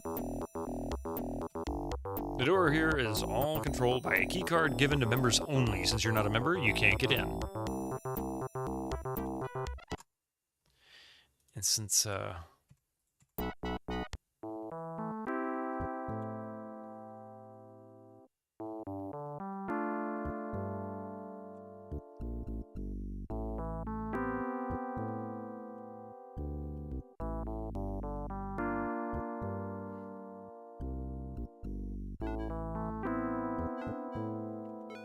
see, I need to find out how... I'm trying to find his old home now. The an elusive key card. Always a key card.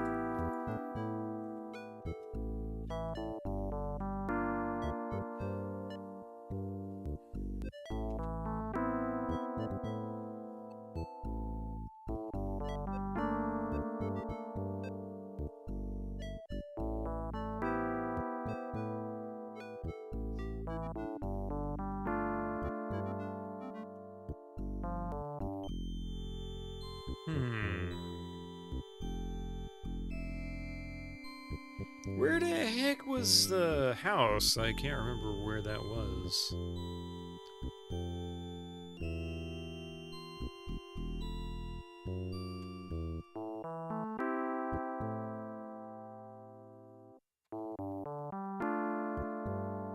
Oh, this is different. You're just outside None Tonight's famous striptease joint, Chippendales. A large cliff mostly prevents your passage to the west. In the center of this area is a large clump of island grass. There is a sign on the door.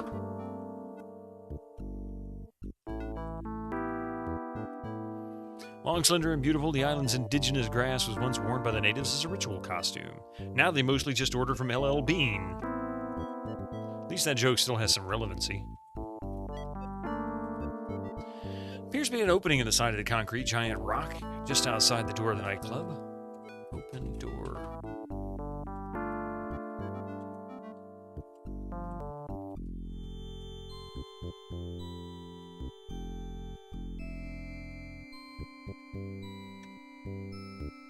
You have a winter coat from LL Bean, and it's actually really nice. They used to make really good stuff. I don't know if they still do or not. Read sign. Chippendales, None Tonight's famous or finest adult entertainment, closed. You can't do that here, at least not now.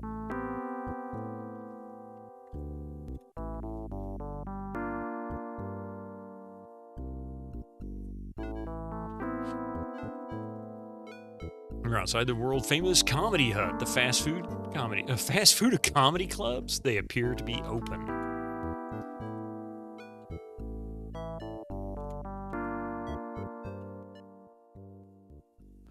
Oh, really?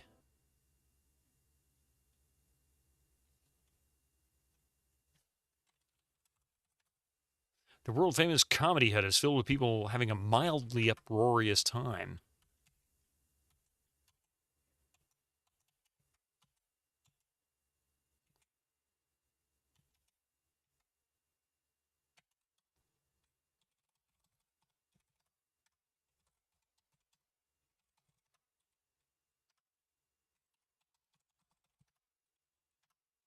So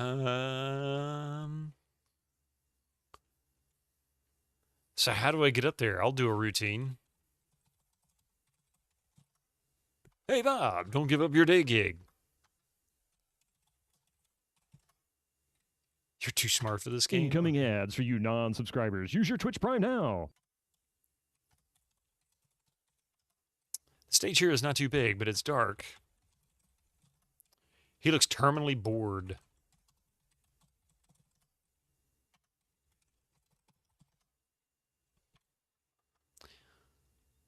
Let's see. The world-famous comedy hut is filled with tables, many of which have people sitting at them enjoying themselves. Why don't you sit at that? Don't do that.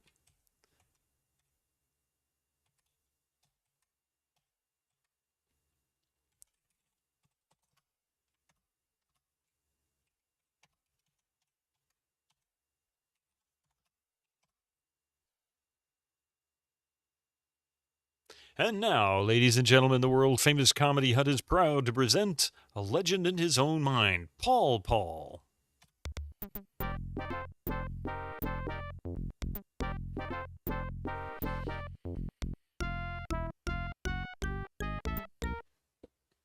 Good evening, ladies and germs, says Paul, always the snappy starter. Okay, folks, we're gonna try something a little different tonight. Tell me the name of your 3 favorite ethnic groups. It doesn't matter to me which you choose. I've got enough jokes to insult everyone. Uh-oh. Dog. Cat. Fish. Thank you. The score of 4,000 is a joke. I remember they had like 2 or 3 hundredths, right? A dog woman on her way home from the market was carrying a duck when a drunk staggered up to her and said, "Hey, where'd you get the pig?" The dog woman replied, "You drunken fool, that's no pig, it's a duck." And the drunk said, "Quiet, dog, I was talking to the duck." That was awful. My wife bought us a new waterbed. I call it the Dead Sea.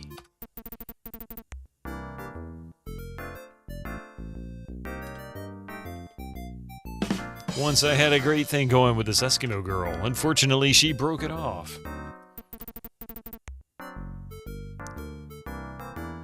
A dog man walked into a bar with a pig under his arm. The bartender said, "Did you win him in a raffle?" And the pig replied, "Yep." A fish man called his wife and said, "Honey, I'm at the doctor's office. He just finished my exam and says I've only got 12 hours to live." His wife replies, "Oh, sweetheart, that's terrible news. What will we do?" The fish man said, "I thought tonight we should have one great last fling. Fancy dinner, a show, dancing, everything. Then we'll check into a hotel and make love all night long." And the wife replied, "Easy for you to say. You don't have to get up in the morning." That was terrible. Do you know where a fish family hides its money? Under the soap. Did you hear about the cat guy who won a gold medal in the last Olympics? He had it bronzed. An elderly couple were finishing their annual physical exam. Their doctor proclaimed them in perfect health. The wife said, "But doctor, what can we do? I'm afraid we're going to catch this AIDS virus." The doctor responded, "Don't worry, there's no way you could be in a high-risk group." "But doctor," she replied, "remember, we do have annual sex." Oh my God. Did you hear about the unlucky cat guy? He filed for divorce because he lived in a 2-story house. One story was, "I'm not in the mood," and the other was, "I've got a headache." Why did the chicken cross the basketball courts? He heard the referee was blowing fouls.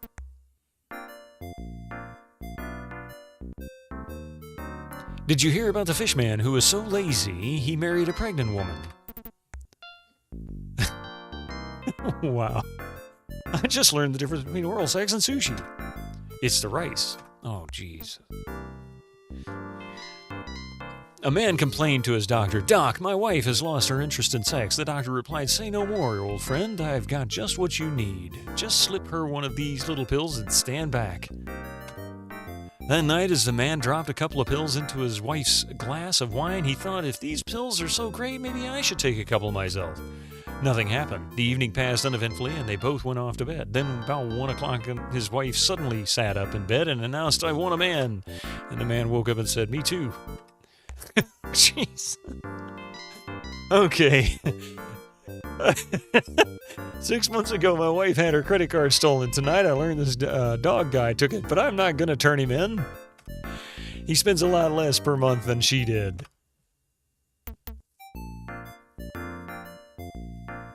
What's the difference between 2 terrorists and 2 fish women with PMS? You could negotiate with the terrorists. Oh, come on.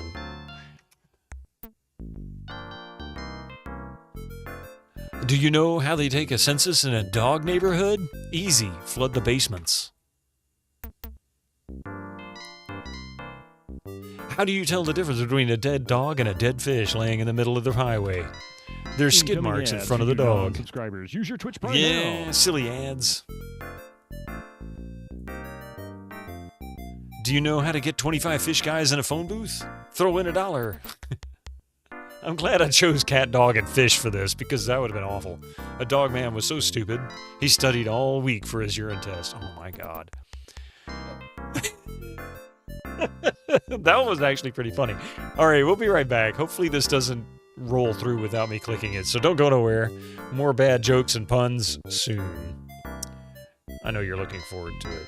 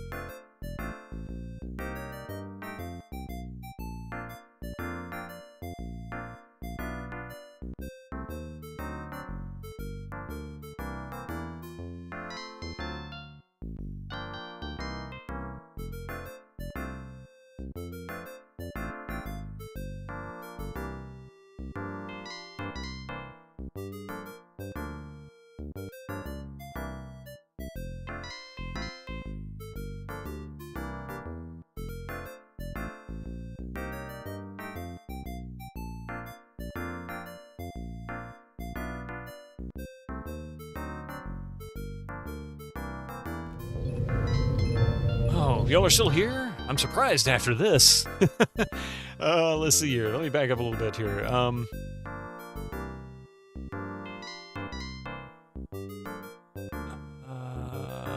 just have to make...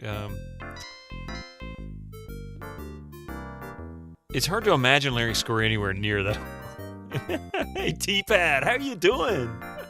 Paul, this is one of the few parts of LSL3 that you can't defend. Like I said, I'm glad I chose cat, dog, and fish. It's in a Sierra game, yeah. You think the drummer is supposed to be the same one from the comedy room in S... Oh, that's right, there was one in LSL1, wasn't there? Yeah, exactly. Enter your 3 preferred racial slurs. I mean, you know good and well that was kind of the intent. You've seen people play Mad Libs with this part like you're doing, which is probably the best approach. It's the safest approach in stream because I'm not here to insult people. This game does enough of that as it is, without my help. At least in this part, the point is that these jokes are terrible. Yeah, exactly. Hey, Sylvia, how you doing? Welcome in. These jokes are so old, they should be wearing a leisure suit. Did you hear about the unlucky cat guy? He left Albion so his wife only had 2 boobs. Aww. In King's Quest 6, there is sadly only 1 boob, Alexander. At least he didn't study for the prostate exam. Hey, Rabbit, that's good. I just joined 30 seconds ago. Perfect timing, Christopher. You might want to just go ahead and leave now. These are terrible. Do you know the best thing about sleeping alone? You can have sex anytime you want it. Oh, good God. Do you know who won the fish beauty pageant? No one. Do you know how to break a fish man's finger? Punch him in the nose. Do you know the most dangerous job in a cat neighborhood? Riding shotgun on the garbage truck. Okay. Do you know how to recognize a fish virgin? She's the one that can run faster than her brothers. Ooh. That was really bad. My wife is so ugly, my peeping Tom threw up on our window lines. Oh my God! Come on, game! Can I get up now? Jokes powered by chat. I would give Chat GPT better credit for jokes than this nonsense.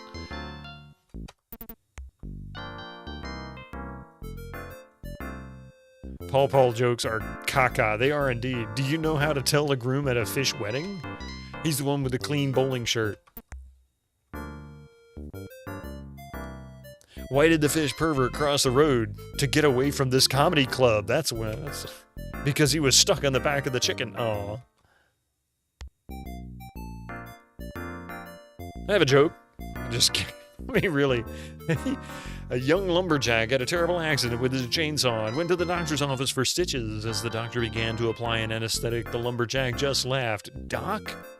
I won't be needing any painkiller for a little old wound like this. The doctor replied, Son, this is gonna hurt a lot. Are you sure? Of course I'm sure, said the lumberjack. Why, in my entire life, I've only felt pain twice. Once when I squatted down to relieve myself in the woods and got my testicles caught in a bear trap. Oh, Jesus, please stop. The doctor cried, my God, what's terrible was the second time when I reached the end of that chain. Oh, oh my God. Why am I reading these? That back of the chicken one was current in your elementary school. Are you older than me? Was that like 18th century? As if you'd be walking at that point, really. More like curled up in a fetal position, sucking your thumb and crying.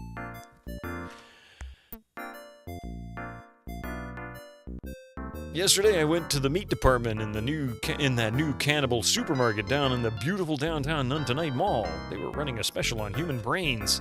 Dog brains were only $4.99, fish brains were $6.99, and cat brains were $39 per pound.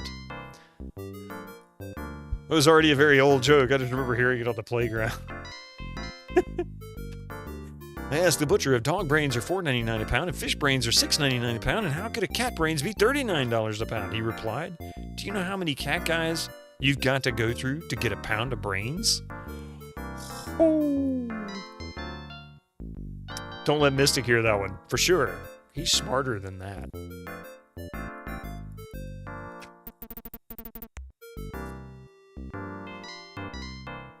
What is 2 hours of begging? Dog foreplay. That actually worked. A 70-year-old man was in the doctor's office, sobbing uncontrollably. Doc, you've got to help me. I just recently married a 21-year-old gorgeous girl built like a brick shipyard, and all she wants to do all day long is have sex with me. The doctor replies, some problem, so why do you need my help? I can't remember where I live. All right. I'm sorry.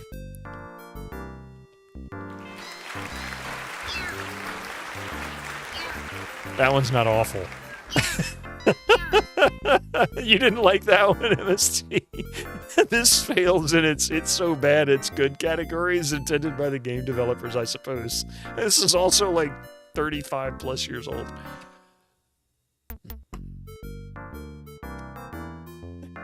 Classic joke. How can you tell the dog pirate? He wears an eye patch on both eyes. It's definitely, it's deliberately bad. There's no question. Do you know how to recognize a bride at a fish wedding? She's the one with the braided arm. Oh my God, please, no, I'm not even going to finish that one.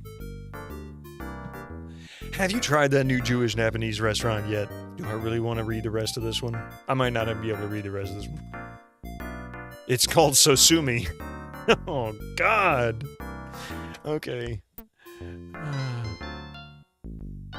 Can we fire this guy already? Can we grab the hook and yank him off stage? Did I tell you the one about the cat guy who was messing around with his sister-in-law?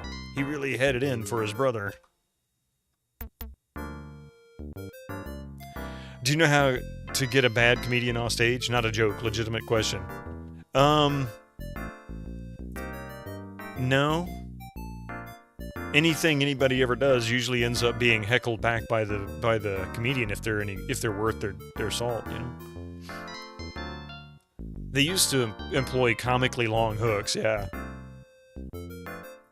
Yeah, there would always be this hook that would come in off the side stage and grab the blunt instrument, yeah.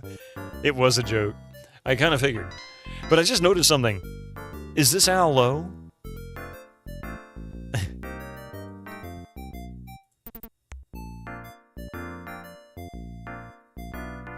These three guys were stranded together on a desert island. The dog guy finds Aladdin's lamp buried in the sand. He says, I wish I were home, and poof, he vanishes into midair. Well, the fish man grabs the lamp. Aw, crap, I accidentally hit enter. The guy says, gee, now it's lonely here. I wish they hadn't left me. Do you know why the fish guys have been stealing all those police cars lately? They saw the 911 and thought they were Porsches. You know, that's actually still got some relevancy nowadays. A cat man was talking with the dog man. I'm so unlucky. The dog man asks, really? Why do you say that?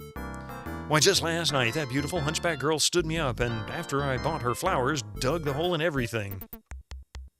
That's funny, dog man. Once the fish football team played the cat football team, at the end of 3 quarters, the score was tied, 0-0. Just then, a train went by. The fish team heard the whistle and thought the game was over and went home. You guys zinged nicely on social media that way once. You posted that you were listening to the crickets chirp. Your friend told me, come up with better jokes then.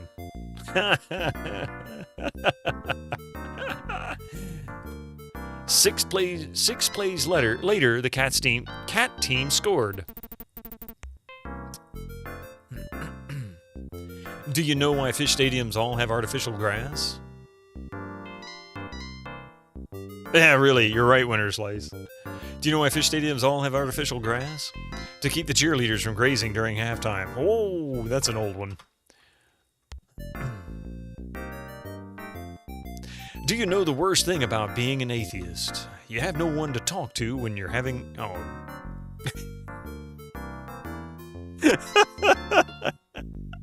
Yeah, what do they say? Once when I was a teenager, I stopped at the drugstore to purchase some of those necessary supplies. I told the pharmacist, better give me a dozen. Got a hot date tonight with a school tramp. When I got to her house, her mother insisted I join them for dinner. I offered to say grace, and I prayed, and I prayed, and I prayed, and when I finished, my date leaned over to me and said, why, Paul, I had no idea you were so religious. I replied, and I had no idea your father was a pharmacist. I remember hearing that one. That one was actually not terrible. I think that one might be your favorite. That one I'd heard before. I remember that one. And now, says the comic, because you've been so patient, I'd like to do my famous impersonation of a duck. And it goes something like this.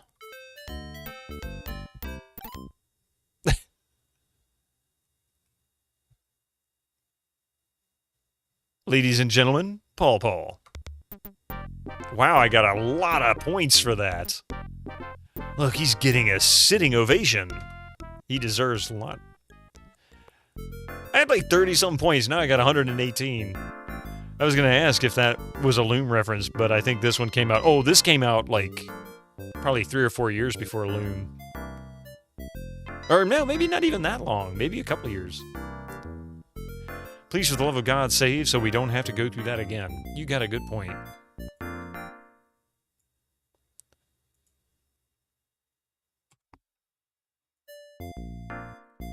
I love they put so much effort into something that most people won't sit through. It's the only way they had a captured audience, I guess. And you notice there was no way to get up in the middle of that and walk out. You couldn't walk out of the comedy club. They had a captive audience. It was awful. You can actually type during it?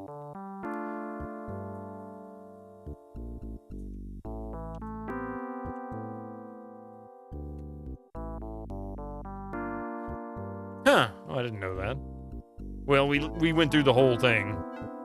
There is nothing before you but a limitless jungle. There is no need for a guy like you to lose himself in this forsaken wilderness. You'd better head back to the bright lights of the city, Larry.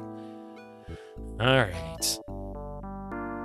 You remember leaving the show as a kid. Okay, I guess I just didn't try. I was looking at the mouse cursor and thinking, okay, well, they've got me locked in. Bright suit, big city.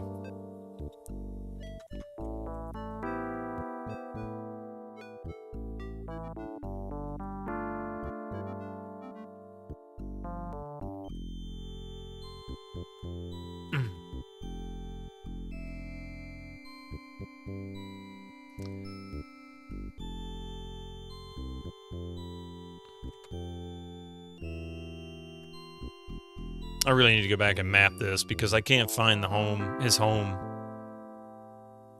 That's not where I wanted to go. Same place. Allo forces you to watch his show. Grizzly Pip, how you doing? He probably wrote some of those jokes. Well, that's Fat City.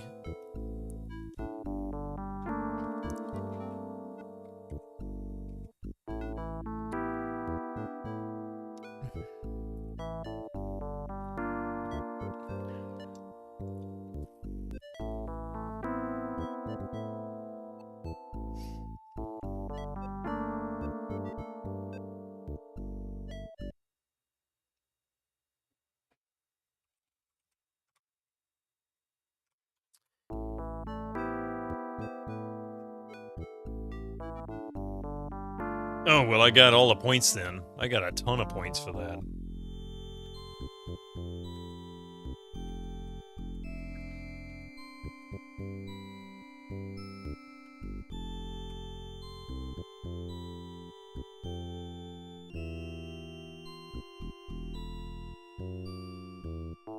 How do I get to his house? Or am I now blocked from getting to his house? Because I swear it was like over here. Maybe I'm not doing the 3D right here. I don't know.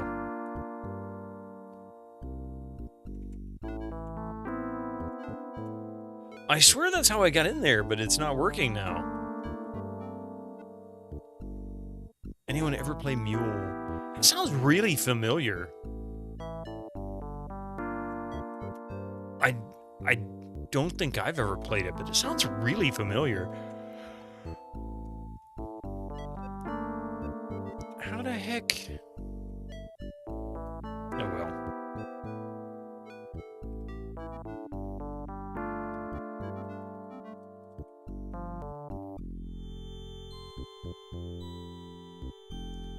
All your life you wanted one of these. It's old, like around the time EA did 7 Cities of Gold. It sounds familiar. I don't know why. Navigating that section is tricky. So yeah, I'm trying to find his house. Is it? Yeah, soap on a rope. Soap on a rope.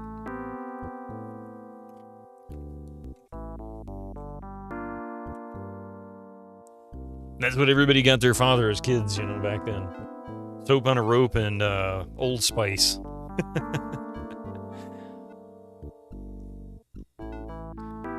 Exactly. See, MST knows. He knows. Okay. Well.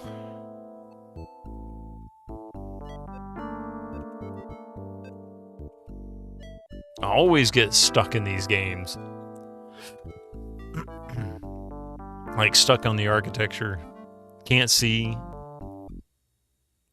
Oh yeah, that's the beach. And this is the office, right?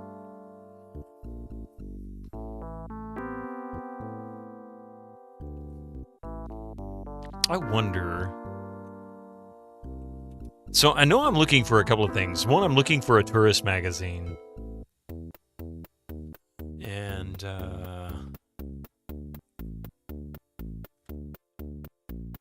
I have my job back? Yeah, really. I don't know what I'm doing here, Ken. Can I have my job back so we can just get this over with?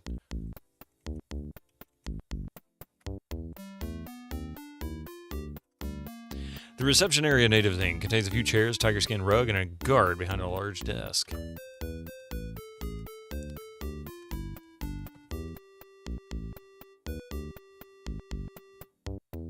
Can you talk to the rug? Hello, you say? There is no response.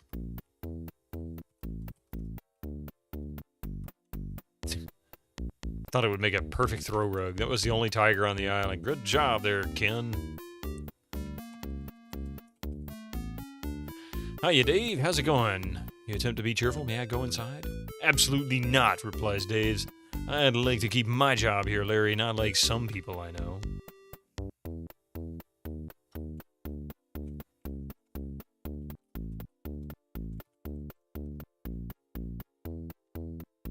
Oh. Oh.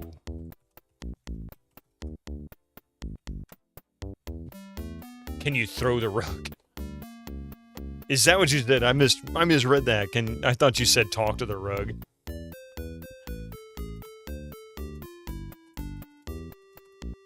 Doesn't belong to you. Get a rug.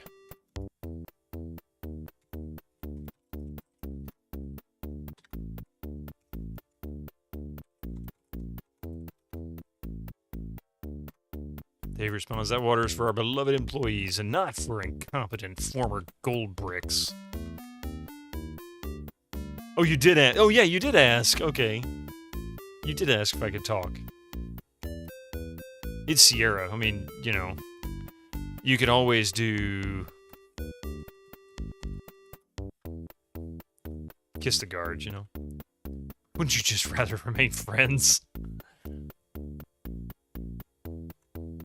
Oh, wait. We haven't really looked in the fountain. Is there anything in the fountain, maybe?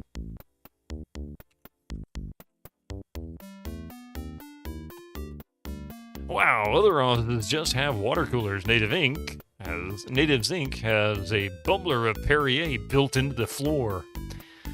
7th Dragon Ball, welcome to the channel here. You really miss the old Sierra games? You would love to see where they would have went if they still were still in business?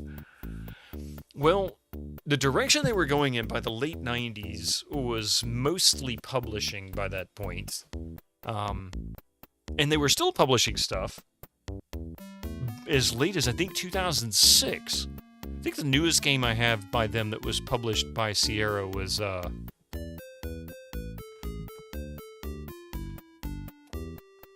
me see, this was 2002. This came out in 2002, Die Hard Nakatomi Plaza, published by Sierra. Can you believe that? Need to play this again.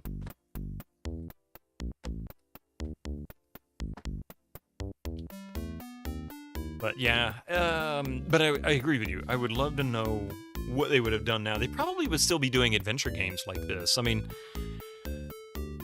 what, some former artists, I think, from LucasArts were part of Telltale, you know, around 2007, 2006, 2007 or whatever, and started remaking things like Monkey Island remake or whatever, the remastered version, and then, of course, making a bunch of other games like the Telltale Monkey Island series and Sam and Max and all of that.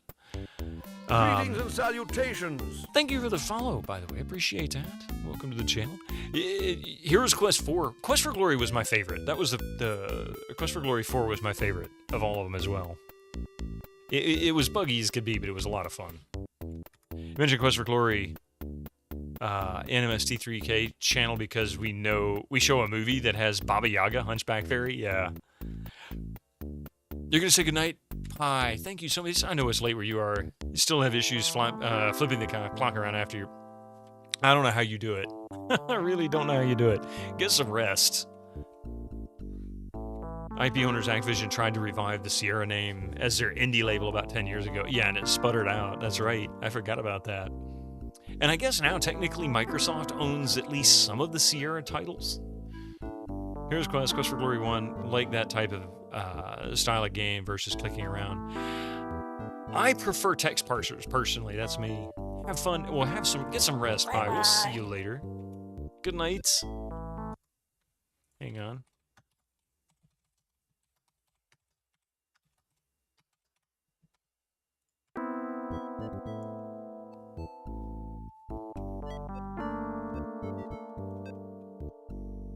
It's in the box your disc came in. Have you read it?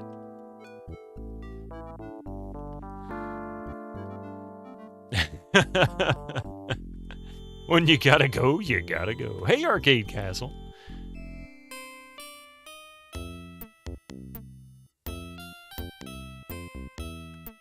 I still don't know what I'm doing now.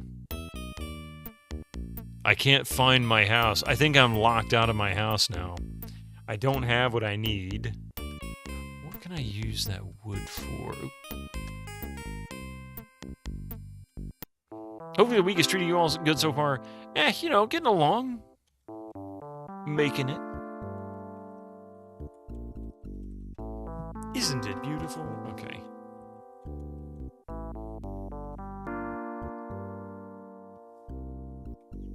Tell you what I'm gonna do.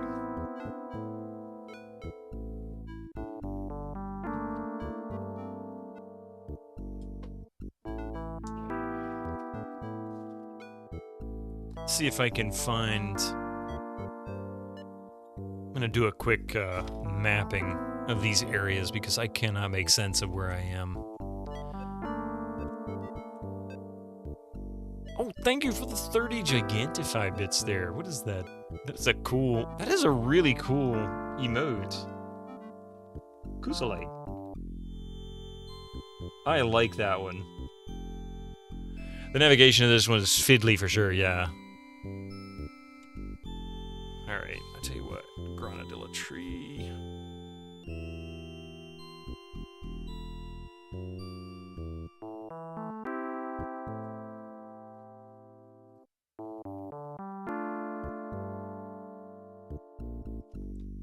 Make notes of where. So if I go to the right, that takes us to.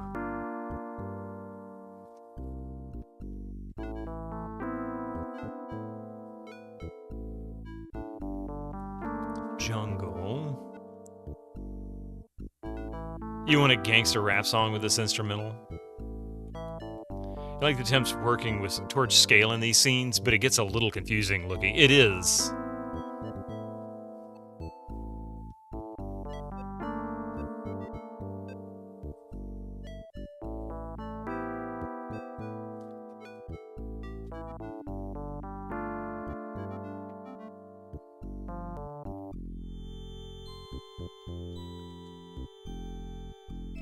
And I think there's just 2 left.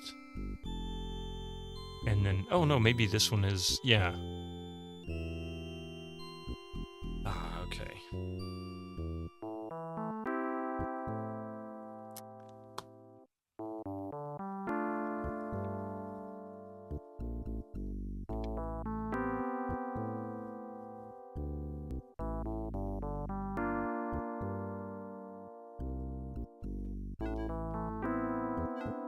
And then there's technically a left here, it looks like. Those look like hinges. He mentions that it looks like there's an opening.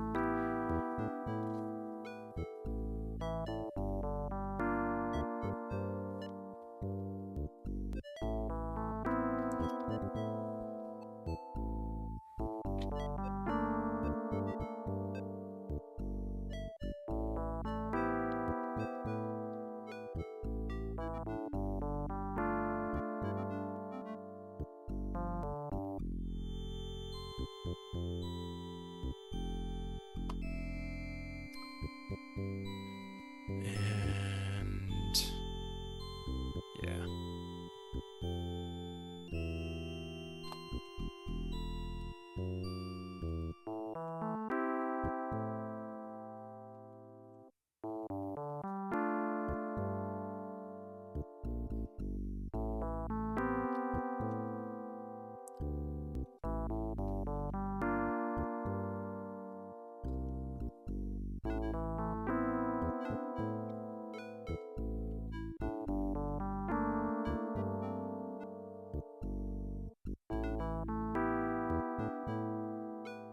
Casino.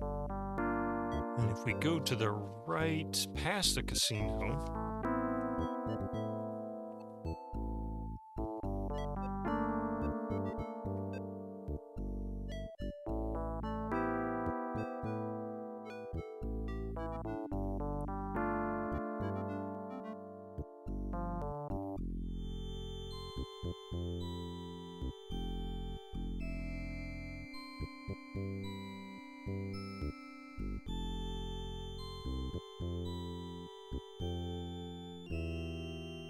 And I don't can't go south. Don't think we can go to the right.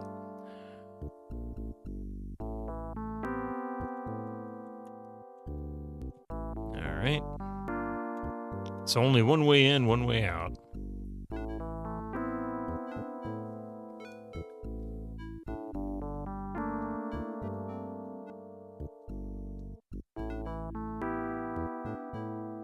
And then if we go south, that takes us to the beach.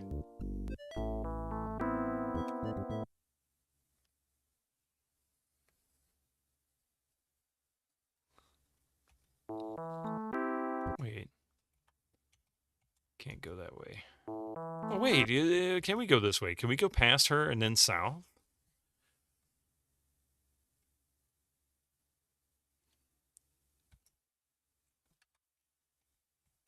Nope.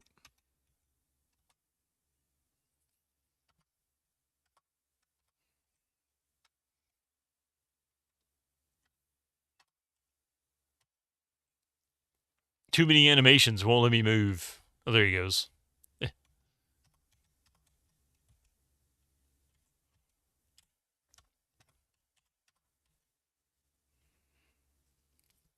This dude must have made like $5,000 off this lady by now.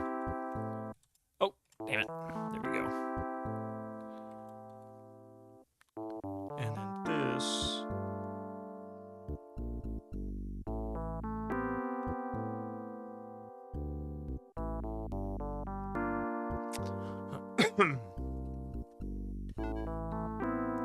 Crazy thing is that seems to pretty much be it unless I'm missing something on this side. So now I need to go back into the jungle area, back to that granadilla tree or whatever, how you pronounce that. Granadilla, whatever.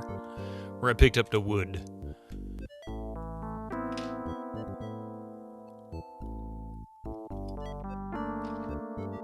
Right.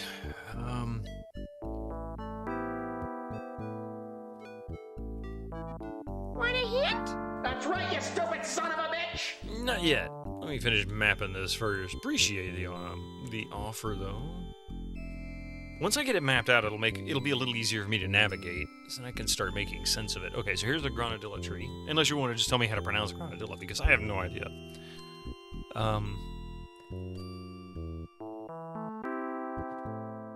You had enough trouble with this one that you burned in your brain, but I believe it.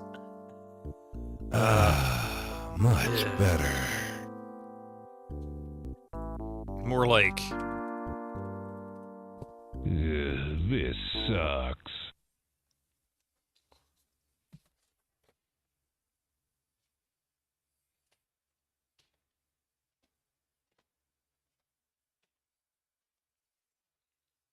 And that's the only way in or out.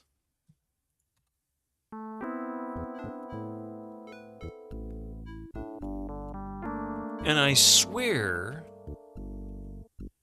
I could go this way before, but now I can't. That this took me to his house, but now it doesn't. Am I wrong there, T-Pat? Wasn't this where he came from his house? Or went to his house?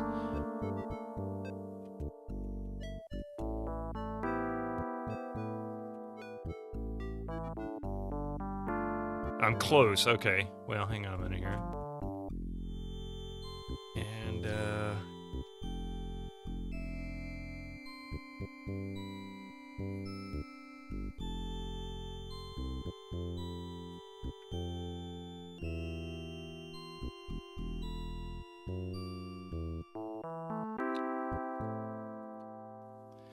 you have to go between the two bushes. Oh, okay. No, that's not a hint. I came from that area. It's just hard to navigate these scenes. So you're talking about these two bushes here? Or are you talking about these two bushes? Oh, okay. That's it. Yeah. Thank you.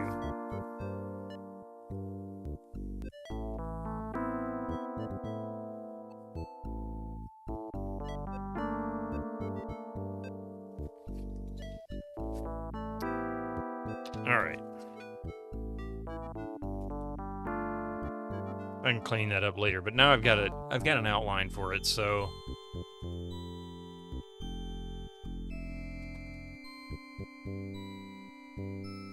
you fondly recall your many positive experiences in that tub.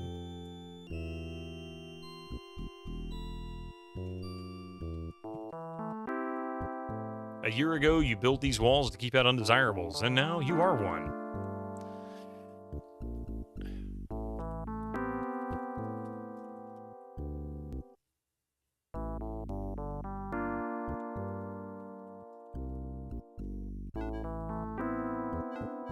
Well, look at this. It's an envelope from your credit card company.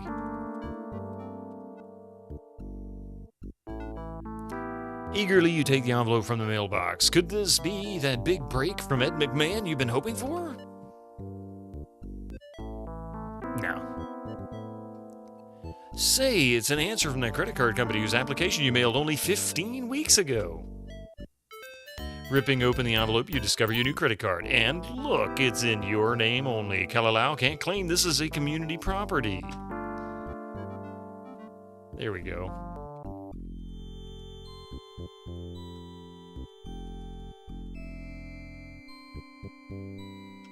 Nothing.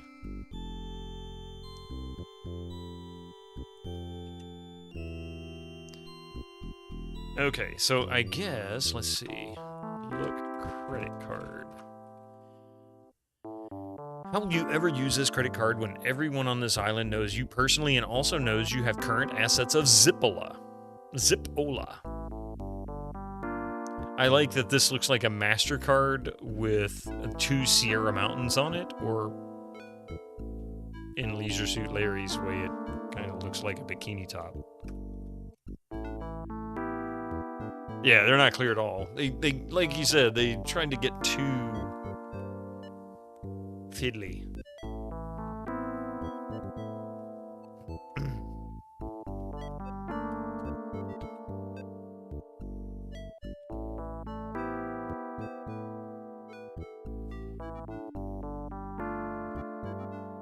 And this takes you to the same scene, which is really confusing. And I don't think I can go north here. Yeah, that's blocked.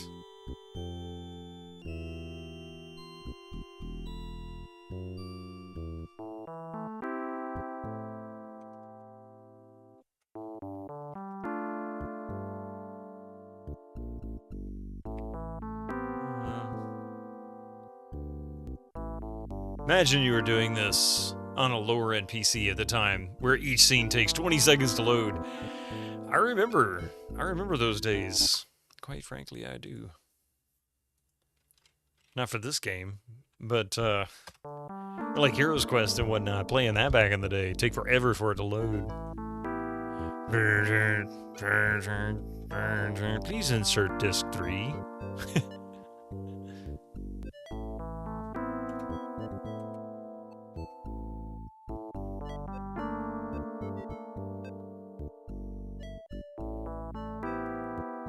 Okay, now that he has money...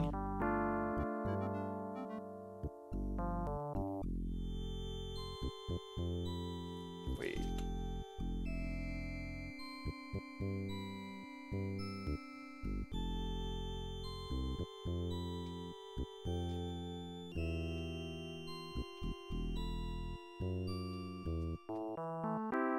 Went the wrong way. Oh man, we were so spoiled on what it was like to have to wait for those screens to draw and having to swap discs. I remember the first time getting a hard drive and be like, wow, this just like no time. Oh, I bet that's closed still, isn't it? Spaghetti for dinner is fantastic. Did you bring enough for everybody? How you doing, Ridge?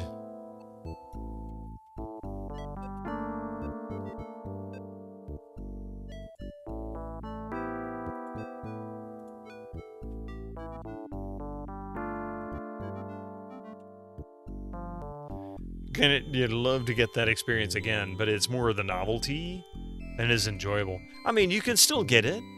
It's still a very possible thing. The only problem with playing games nowadays, like using the old floppies to play computer games, because you'll find this really funny. Floppy disks work just fine on modern PCs.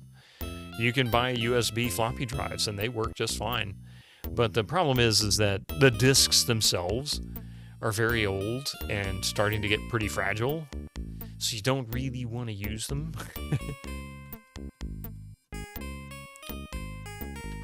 So you really want to make copies of the discs onto something newer, and then you can play the game. You could really do it in DOSBox that way.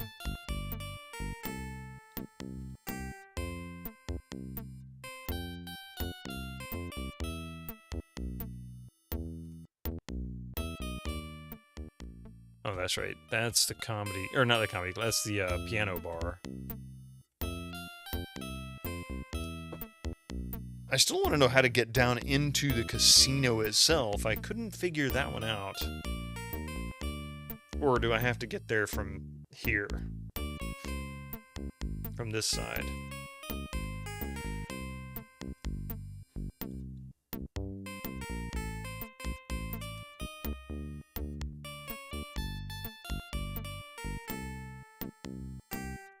You know, I used to have that one, Arcade Castle.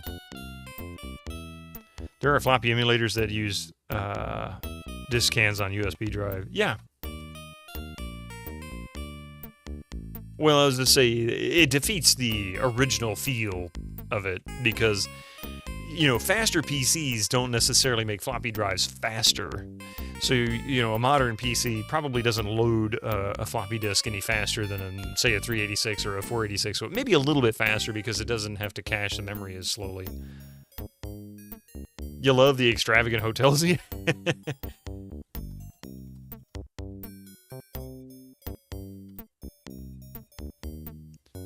you'd like to see tonight's show, you'll have to have a ticket. Of course, some of the local tourist magazines contain free passes. If you don't have no ticket, you might try one of those.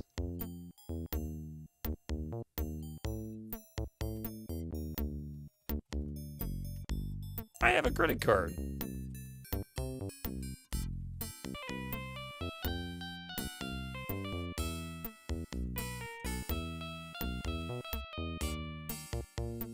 Floppy disk RAID 0, yeah, really.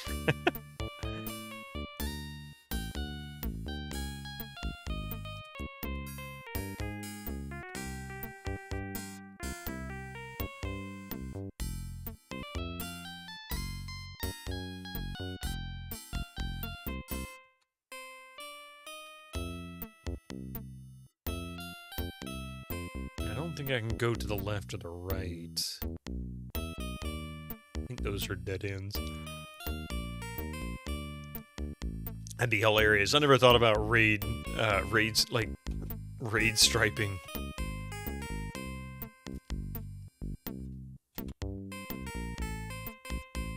Clearly the solution to wager your credit card on a game of blackjack and lose for 3 hours in classic LSL fashion. I'm trying to get into the casino so that I can, but I don't know how to.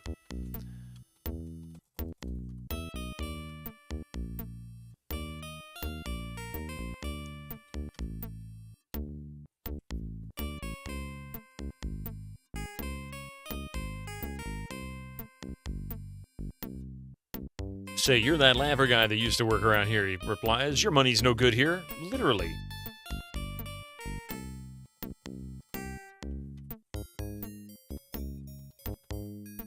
The clerk is not interested in anything you have to offer. Well, crap. You think some of the fighter jets like F-16 still get their mission data from 3.5-inch floppies? I know at one point that it was reported that the nuclear silos, they used floppy disks. Because that was the original method for storing data and managing data, but they were also supposedly air gapped, so there was no internet connection, and they had no reason to upgrade anything. It worked fast enough for what they needed, so on and so on and so on. Security, yeah, it's just pure security. It's kind of like, I guess in some ways it's also kind of like the idea of security for an automobile. If you want to keep somebody from trying to steal your car, buy a manual transmission nowadays, because so few people really know how to drive them. Old tech confuses younger people sometimes. Okay, now I really don't know what I need to do. It's why that thing that happened in the latest Mission Impossible can't actually happen. I haven't watched it. The only Mission Impossible movie I saw was the first one, and I forget what the character's name was, but when they turned Jim Phelps into the bad guy, I was like, I can't watch it anymore. Like, no. I gotta go back and watch the series. I mean, to be honest, I really do, but I hadn't watched any since then for that very reason.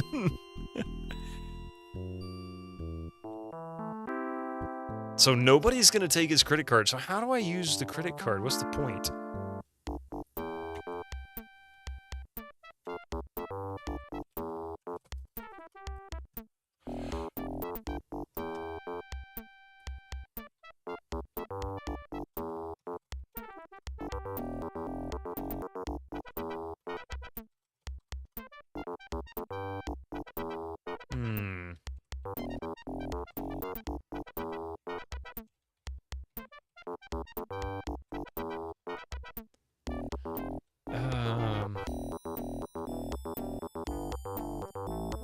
I gotta get a membership.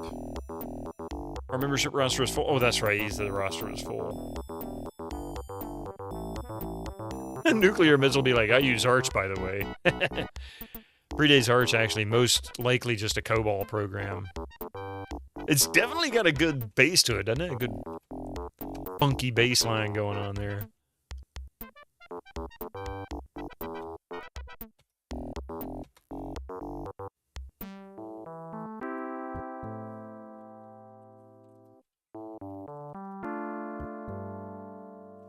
Yeah, if it works, it works. Okay. Even if it has go-to all over the place. Go-to launch code.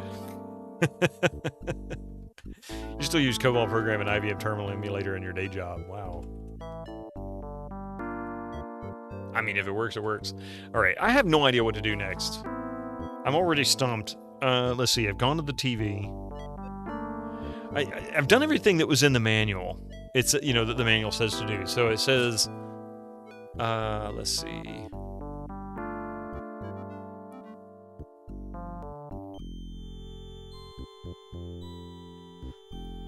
Since our lovely island embodies a wealth of fascinating vistas for the observant tourist. Blah, blah, blah, blah, blah.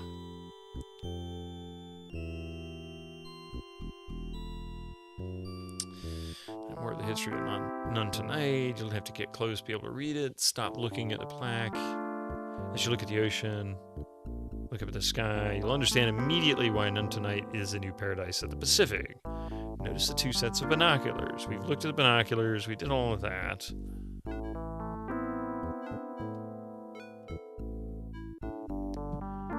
Recommend visiting the elegant home of Larry Laffer and Princess Kalalau Laffer, daughter of Chairman-in-Chief Kenny Wow Wow. The Laffers are 2 of None Tonight's leading citizens. Go east from that point through the jungle. Laffer residence is on the west side of this bit of natural forest. The famous pointing finger will show you the way. Look at the scene as you stroll.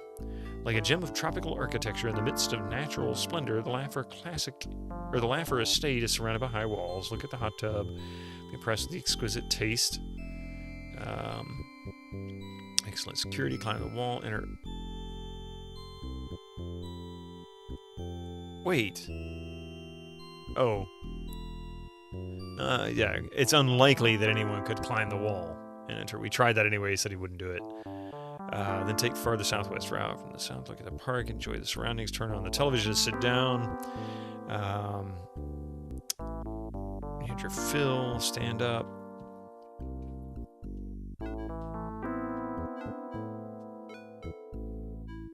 Look at the grenadilla tree.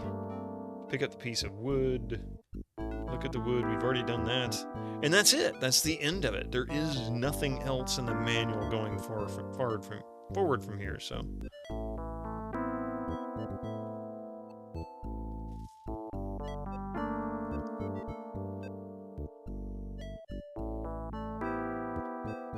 Hertz Rent-A-Bike.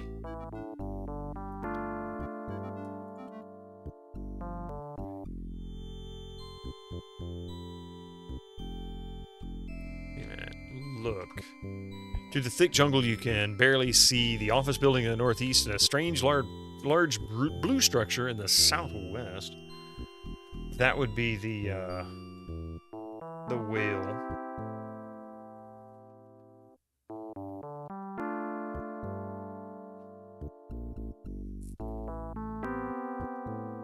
But the office building is technically south according to the way the map ends up working out.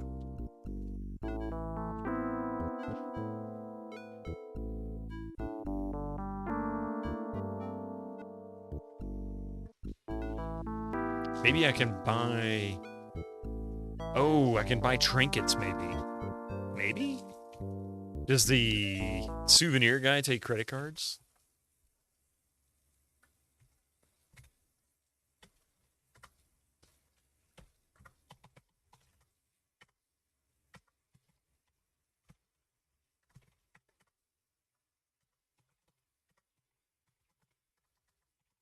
Ah!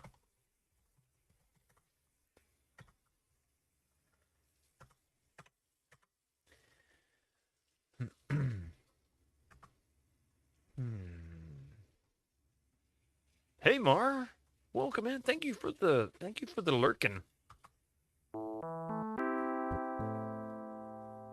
Yeah, I don't get it. What am I supposed to do? We've got a credit card, a stick of wood. Well, I don't know. Maybe I can give her a credit card. I don't know what else to do. Here, take this credit card. Nobody else will use it.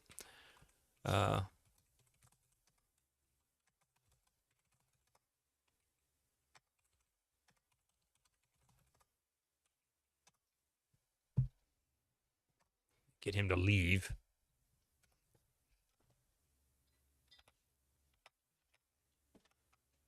You was lurking a bit in the car before you got home, so you've seen stuff, huh? And bad jokes, lots and lots of bad jokes.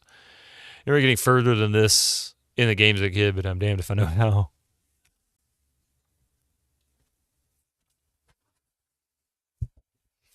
Okay, here, take all I've got, she says. Boy, this gal will buy anything. Maybe... Oh. That was a hint. That was a hint. I think I just figured it out.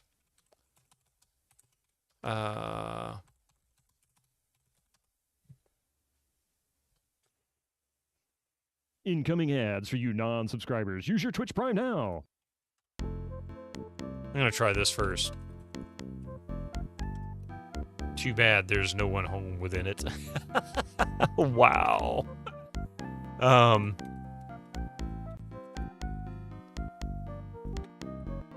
don't want to buy from an American like you when I could purchase native island souvenirs.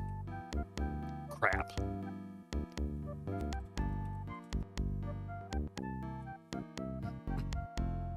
A stupid old hunk of wood?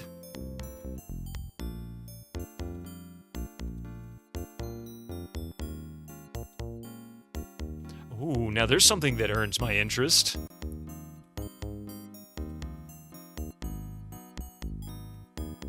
I don't want to buy... Okay. Here, Tawny, you say, I can see how you enjoy shopping. I'd like you to have my credit card. Wait, I don't know if this is the right idea. Is this the right thing to do? I guess so. That gave me a whole bunch of points. I don't know what this is going to do for me. Oh, Larry, cries Tawny, it's the perfect gift. The right size, the right shape, and the right color. Gold. And I think I know the perfect way to express my appreciation to you. Come here, big boy.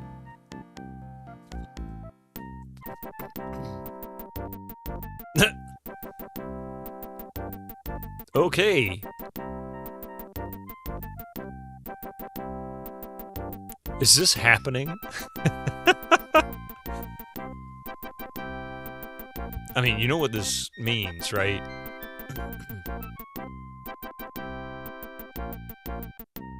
Souvenirs! Dude, no, go away! You don't want to see this. Another gold digger. Get your genuine None Tonight souvenirs. Dude, go away!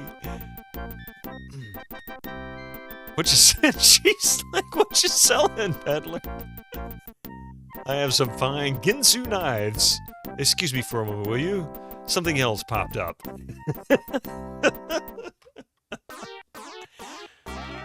Well, you think to yourself, that was rude. Larry got lucky? What kind of alternate universe is this? Oh, wait. It's always Bolero with Al Lowe, isn't it? So what do you think, lady? Says the vendor. Wouldn't you like one of these fine Ginsu knives to take home for a souvenir? For you, I'd make a special deal. Ooh, is it really a bargain? I just love bargains. Most assuredly so, says the peddler. It's made of hand-rubbed hickory handles and a blade of the finest Sheffield carbonized steel drawn from the hottest 100-year-old oak charcoal fires, honed to perfection by small oriental merchants who guaranteed for life. Look, it's a Leisure Suit Larry game, and you have 188 out of 4,000 points in. This definitely isn't happening. Or until you leave the beach, whichever comes first. I'll take it. Does it come with a carrying case? No. But I'll bet you could.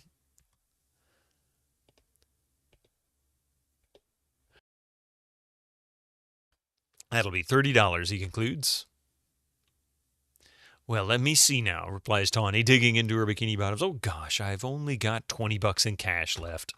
But wait, I do have this nice, shiny new credit card. Turning to you, he says, hey, hold this knife for me, will you? Thanks ever so much, madam, says the native, sliding his imprinter over your former credit card. It's a pleasure doing business with a real pro. Turning back to you, Tawny says, I'm sorry to interrupt us, my little shopper whopper, but, you know, I just can't resist a purchase. And now, where were we? You paused to contemplate her rude behavior. Were you offended by her thoughtless interruption to continue making love to the beautiful young Tawny? Nope. And with that, we're just going to pause it in this position. This is the most he's going to get the whole game. So anyway, we'll be right back after these commercials. Don't go anywhere.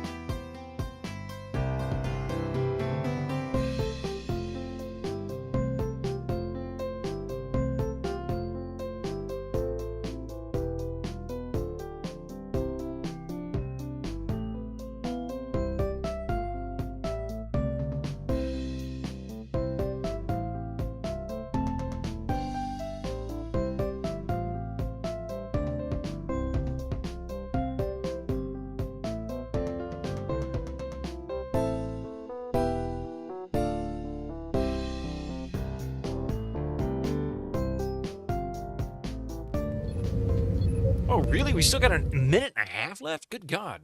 I guess it was late starting. I'll wait until it finishes.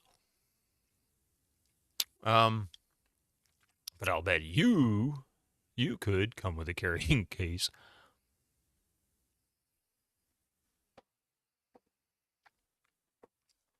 So, yeah. I will say, out of the 3 so far, this one seems to be pushing boundaries a little bit more than the first 2. At least earlier on, anyway. The second one was clearly a tameness, though. It was not that. It was not that bad.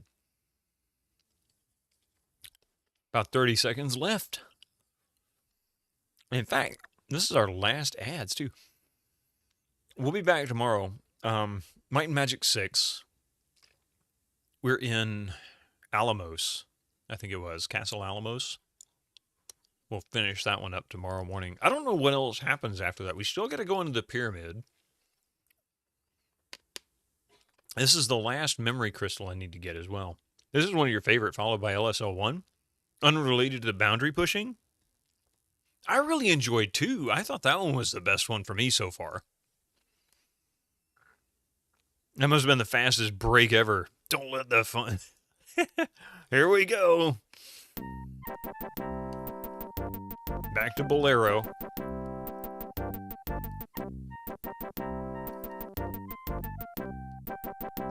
He's tapping his foot. I don't know if you noticed that. Suddenly you become aware of the hundreds of tiny sand crabs that keep crawling. Have been crawling inside your leisure suit pants since you first laid down on the sand. Yow! You scream. Quick, get off of me. Is my love making that good for you, my little middle-aged mall man, says Tawny. Looks for TOS helicopters. Looking forward to watching me play 5 and 4, of course. Well, 4 will take all of about 1 second.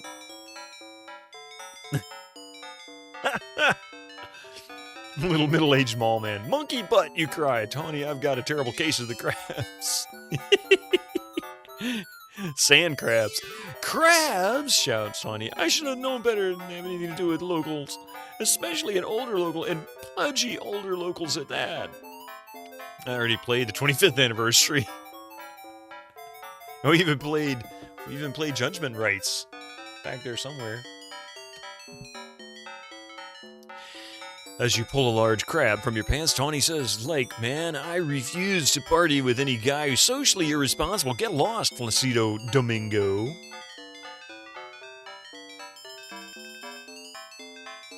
Tawny, baby, you cried. Does this mean we're through? There was no response. Placido Domingo. So I got a Ginsu knife. Now, I don't know what that is actually going to be used for.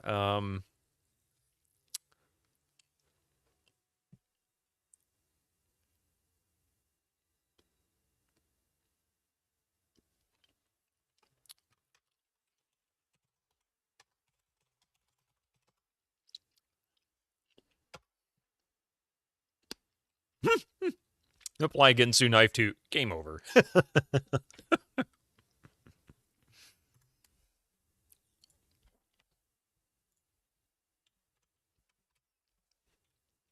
All right. You wonder if she still has that $20 she got in change from the souvenir bead vendor.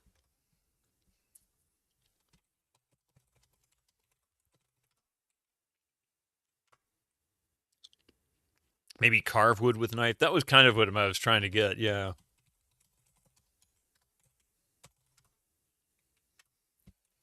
Someone might see you? That's a hint.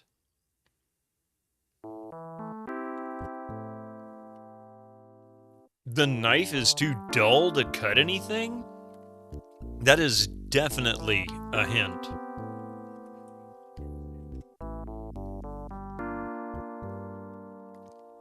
Where could I...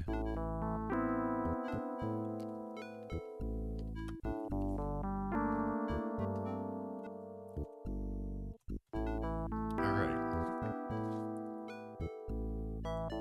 Now, I could try going into the casino here and see if I can use the knife to pick the lock on the elevator. That's a possibility.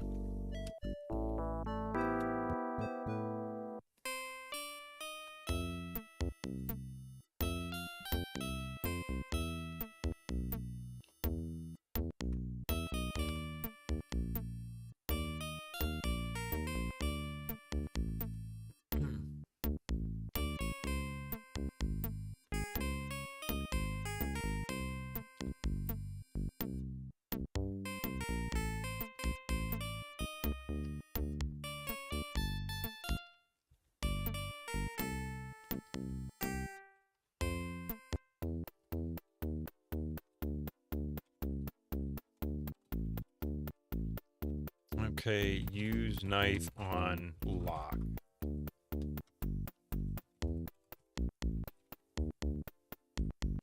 Okay, so that's a hint.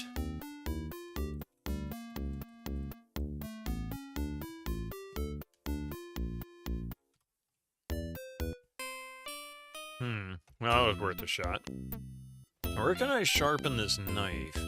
If that's what I'm supposed to do.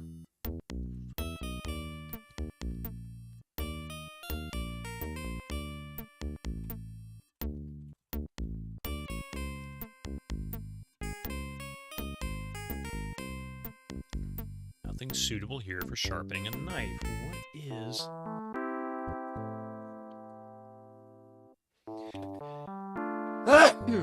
Oh, excuse me.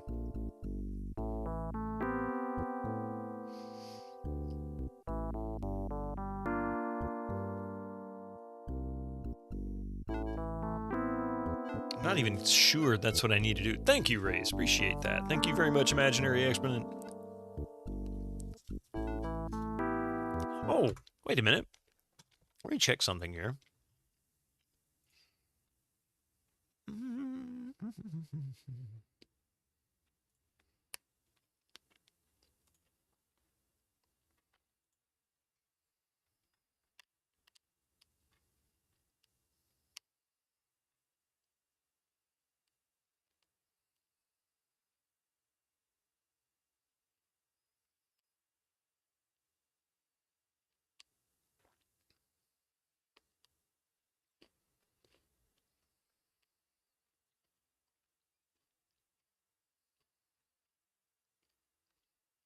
Oh, Immortal X, or Imaginary, excuse me. It's not you. Never mind. No, it wasn't. Yeah, it was somebody else. No, it was somebody else. It was a sound command that somebody had requested, and I thought it was you. It wasn't you. Never mind. Ignore me. Ignore me. It was somebody else who started with I. Wasn't you? You had nothing to do with it. You're an innocent bystander. All right.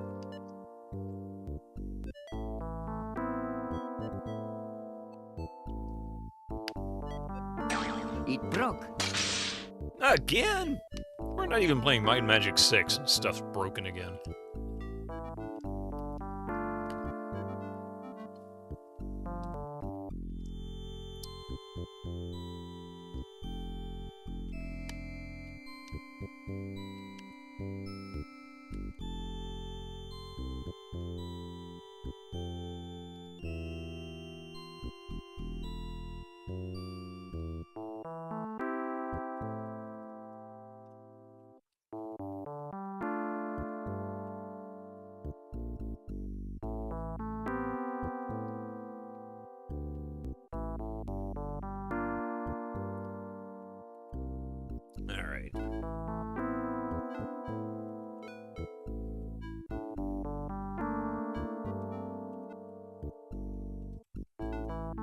Vista Point is a well-manicured bluegrass lawn with a bronze plaque. Look, sky. From high up on here, on Vista Point, you are almost above the smell of the city. The polluted lagoon stretches off into the distance like a bag of cold fast food fries. What kind of a description is that?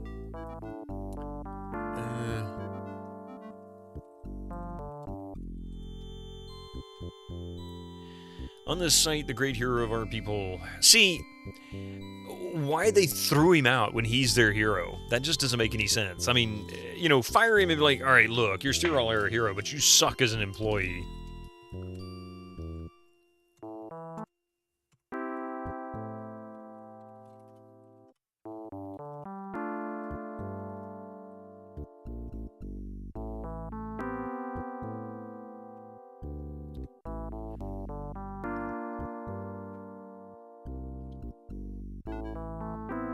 Anybody's gonna go off if Larry, Larry if anyone around him long enough. They had enough time to see the real Larry. Because Larry is at top for at least a day and then tosses the bottom the next game. They gotta have something to talk about, right?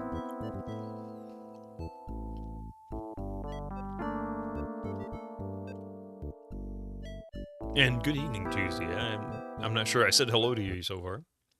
And perchance to stream and Imaginary Exponent. Good to see you all. Oh!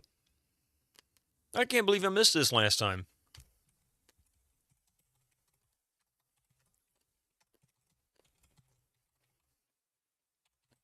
Hello, baby. And Base Reflux, how you doing? Slash Life.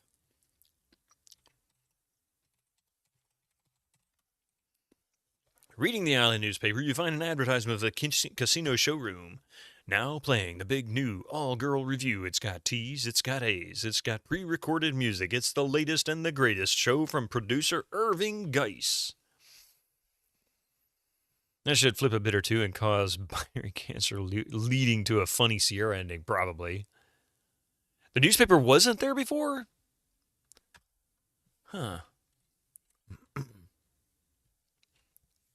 Well, I noticed it this time, whether it was there before or not.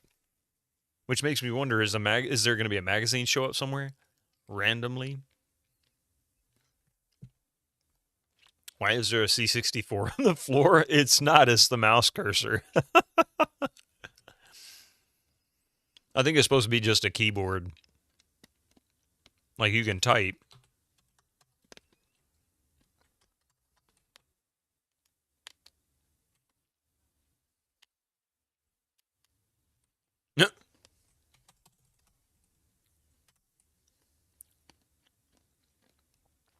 So I can't take the newspaper with me. That sucks. It's a C-128.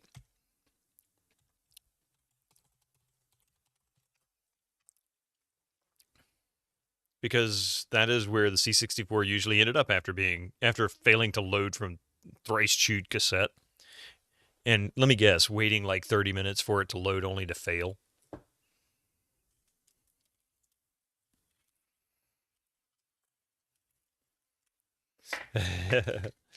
I've never had one, but I've heard stories.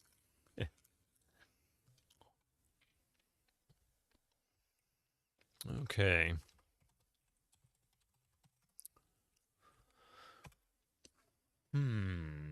So I wonder if that means now that we've had the conversation with Tawny, well, conversation. We'll just say performance.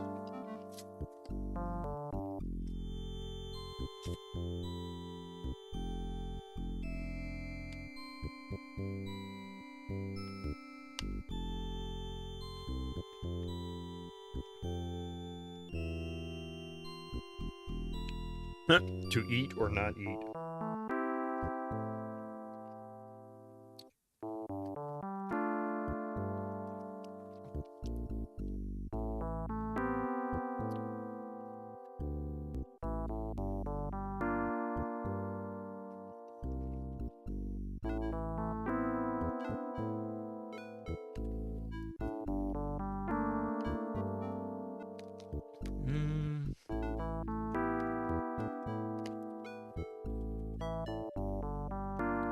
Damn, still closed.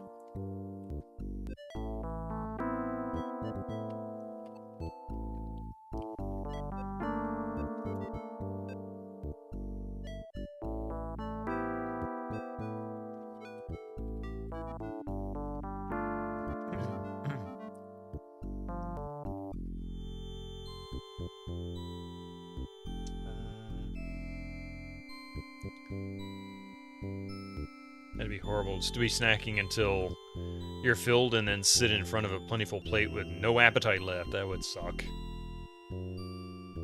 It's kind of like going to go to Mexican restaurants and fill up on chips, and then they bring you your food, and you're like, can we just get a doggy bag for this? I'll take it home and have it tomorrow.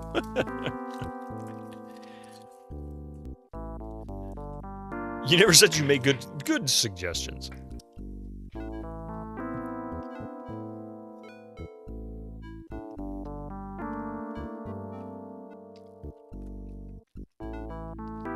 You haven't had chips in ages?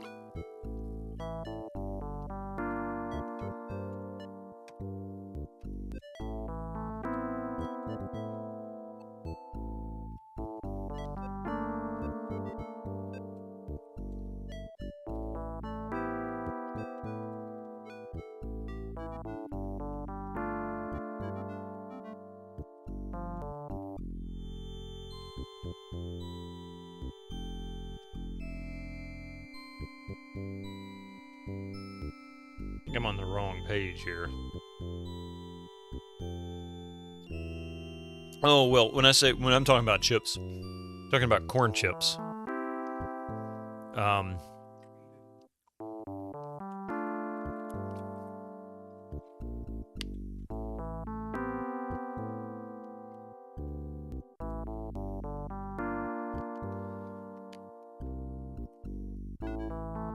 Like nachos.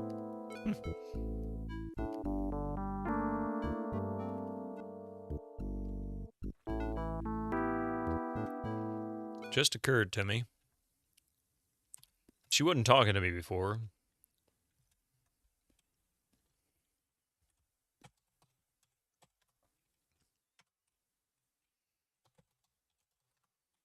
Oh, wow, exclaims Tony without looking up. Souvenirs, what you selling? She turns her head and recognizes you. Oh, it's you again. Leave me alone, you creep. Obviously, she still remembers you, Larry. If only you had some sort of disguise. I need to find a disguise. Okay.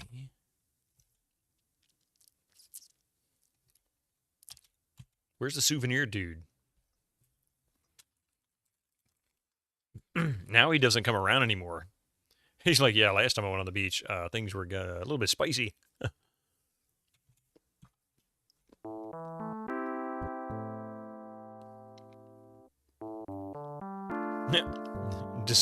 Disguise.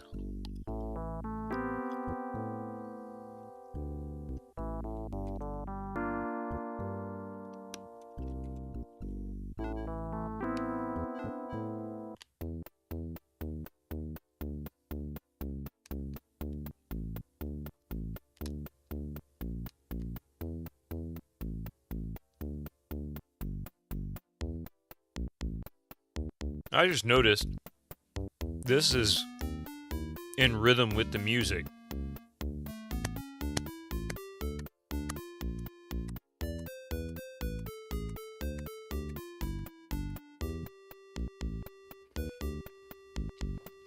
First you were thinking fish and chips.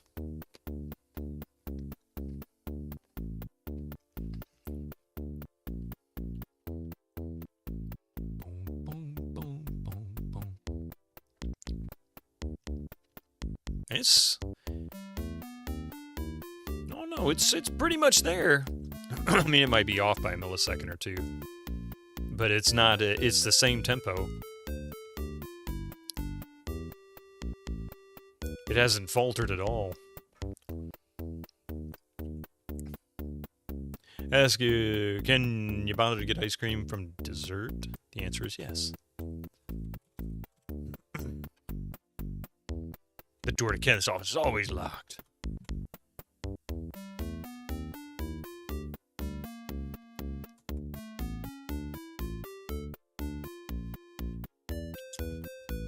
Okay, so I think what I need to do is get a disguise. Wait.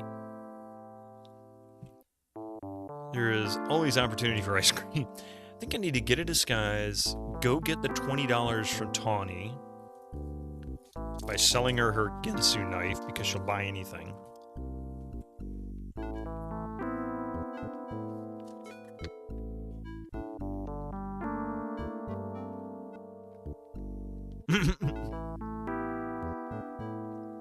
Well, I'm talking about the actual tempo, not the rhythm. I shouldn't have said rhythm, but tempo is really what I meant.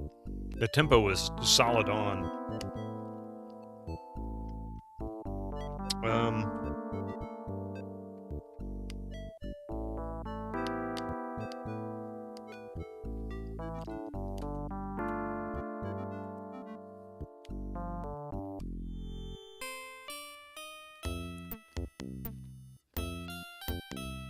Maybe something's going on in the piano bar now?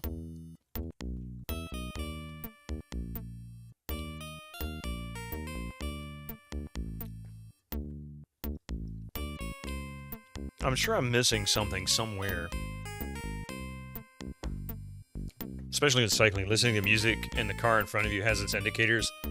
At almost the tempo of the song you're listening to, it seems to fit, and then it isn't. Yeah, no, this was absolutely on tempo.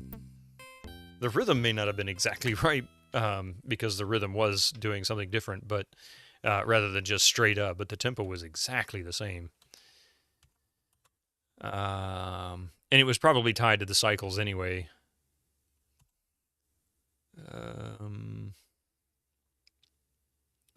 Let's see. Look, piano. Piano awaits its arrival of its new performer, Passionate Patti.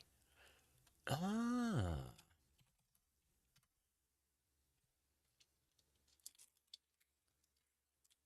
Okay, so that's who we're looking for.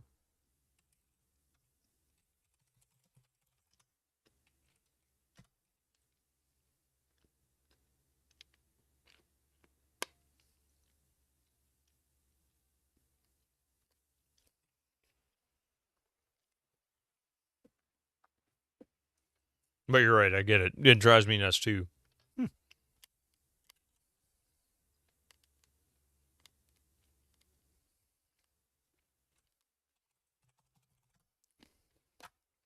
Don't know what to do here. Let's look at the sign one more time. Sign. That's for the board list drink specials of the day and a vivid, yeah.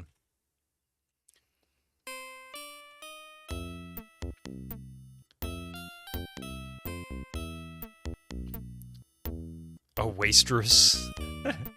It's a good one. Oh, wastrous. I mean, a wastrel would be... could be an insult. Depending on how it's used.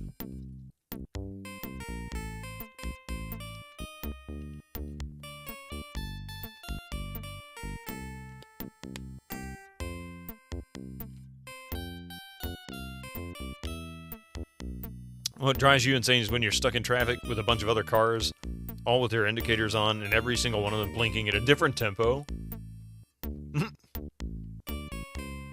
Yo, waitresses. And did you just call me that?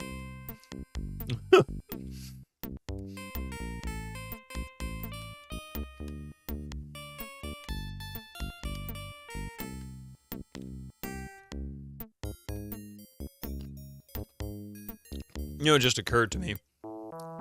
With all of the self-driving technology and all of the other features that cars have nowadays, like auto headlights, which of course are really easy, and just detecting light levels and turning them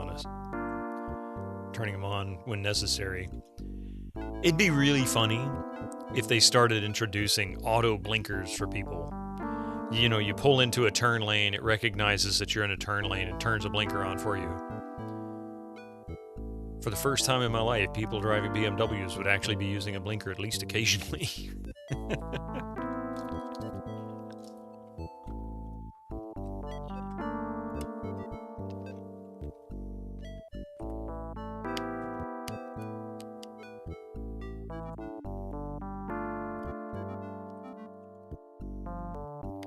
Speaking of people doing really silly things and not doing important things,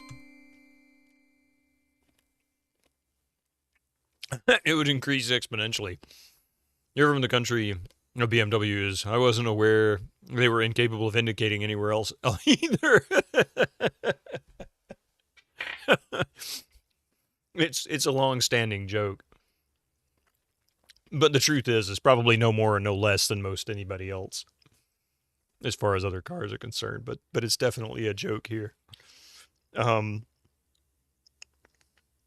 Well, no, I was, before stream, I had to drive over to my mother's house, and it was pouring down rain, like absolutely pouring down rain outside. And I pull out onto the highway, go out towards my mother's house. She only lives like 10 minutes away, so it's not a long drive. And as soon as I get out onto the street, here comes this like little Toyota Corolla or something like that, goes flying by me doing like 70 in the rain, and it's like flooded streets. I mean, I'm doing 45, 50, and I'm trying to keep it, I don't want to hydroplane off the road. No headlights, no nothing. All you see is just a cloud of water in the top of the car. People in this country seem to be allergic to blinkers. Every time you see somebody indicate, it turns out to be a foreigner. Finally, the foreigners do something right? You actually have a history telling your dash cam, pretty sure that guy will turn. They're not indicating, but they will turn. Oh, you know, eventually you learn. It's like watching people play poker. You learn the tells, right? You see the car swerve to a certain side of the road. You're like, yeah, they're going to turn, or they want to, you know, switch lanes. And then lo and behold, you're right, like most of the time. Funny I mentioned that. Your buddy and I were discussing that today. Tesla drivers have replaced BMW drivers, the ones to watch out for. Yeah, I could believe that. Recently, you've been wrong quite often. They didn't indicate, and then they went straight ahead. And I like, oh yeah. But I do have the dash cam history. Yeah, the biggest tell is the wheels. But you smartened up on that and mentioned the wheels when I saw them.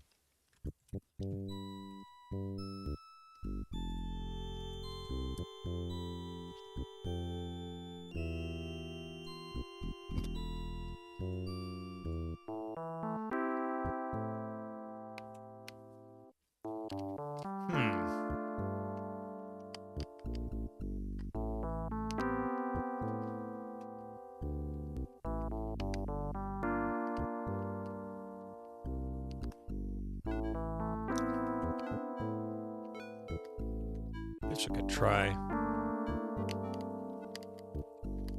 his house again.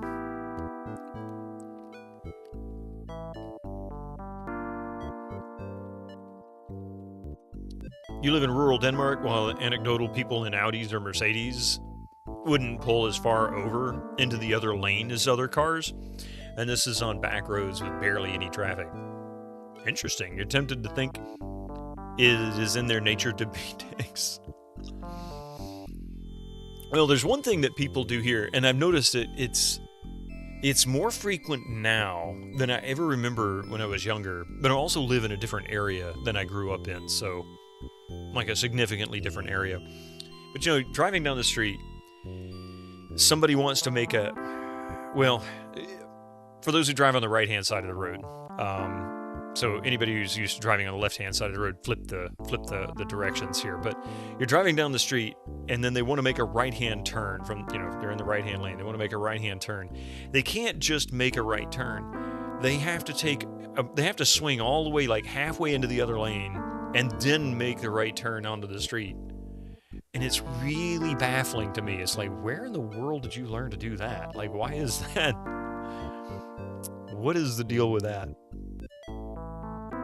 And I'm going to look up what a granadilla tree is. Granadilla tree.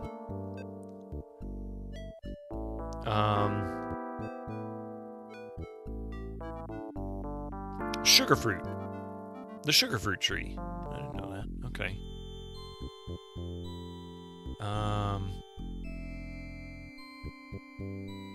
It's an evergreen climbing shrub, produces stems up to 5 meters long. The stems scramble over the ground and clamber into the surrounding vegetation, attaching themselves by means of coiling tendrils. Ah, yes, okay.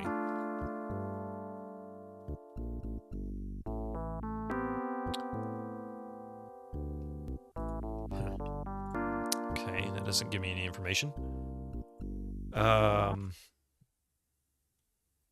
You think all of them were born to be truck drivers, then found out there was not enough trucks to go around for everybody. They just need to come to the U.S., trust me. Pro trip for driving in Florida. If you see a lifted pickup truck in your rearview mirror, get out of their way. Yeah. Father of two girls help. When I lived in Houston, that was some of the rudest drivers usually ended up being trucks. Absolute nightmares. I don't know if it's like that now, but it was... I got harassed more by truck drivers, and I don't mean semis, but like pickups, than I have anywhere else. They'll cut you off without warning. It's like likely a bicycle habit. In order to turn your bicycle left, you must turn it right for a moment. It just doesn't turn left otherwise.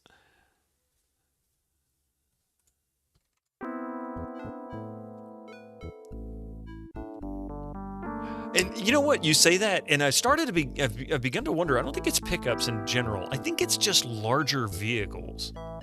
Like, I kind of see a similar trend with large SUVs. And you kind of get the same... You don't get the same event with large sedans as much as you used to. But then again, a large sedan nowadays is still about a medium-sized sedan 40 years ago. So they're really not that big. Like go back and look at like a 1970, Impala or Cadillac or a Lincoln Town Car or something like that, and compare it to a modern day version of it. They're really kind of small nowadays. They feel invincible. I think you're right. They don't feel like there's going to be any real consequences if they hit something. In the UK, white van drivers are notorious. So what do you say, Winter Slice? What about them white van drivers? I'm just kidding. I know you meant the vans themselves. You missed the old 70s boat cars. Hey, those things you didn't feel anything on the road. That's one of those, you're like driving down the street and you're like, what was that noise? I don't know. I think you hit something. It's like, back up. Let's check it out. Yeah, we definitely hit something. Did you feel anything? Nah, keep going. Being the equivalent of a pickup truck in places where it rains, yeah. You're far above average when it comes to experiencing motor violence. Funnily enough, and never had a run-in with semis. You've seen a lot of horrible videos from your buddies, but you never had a single problem with them. In return, the average motorist seems to want to kill you for no particular reason, but seems to be too dumb to actually hit the target. Well, thank God for that. The only semi-drivers I've ever run into that are not necessarily polite drivers have all been, every single one of them, as I can only really count like 3 different instances, are all log trucks. That's the only ones. They're semis that haul logs, like full trees that are being taken to a lumber mill or a whatever. That's the only ones.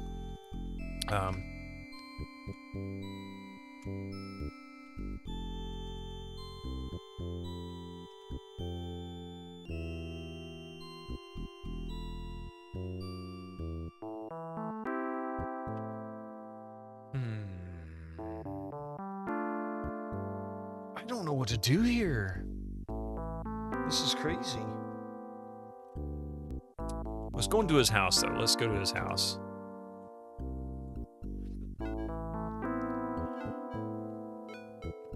And I tried climbing the wall. All right.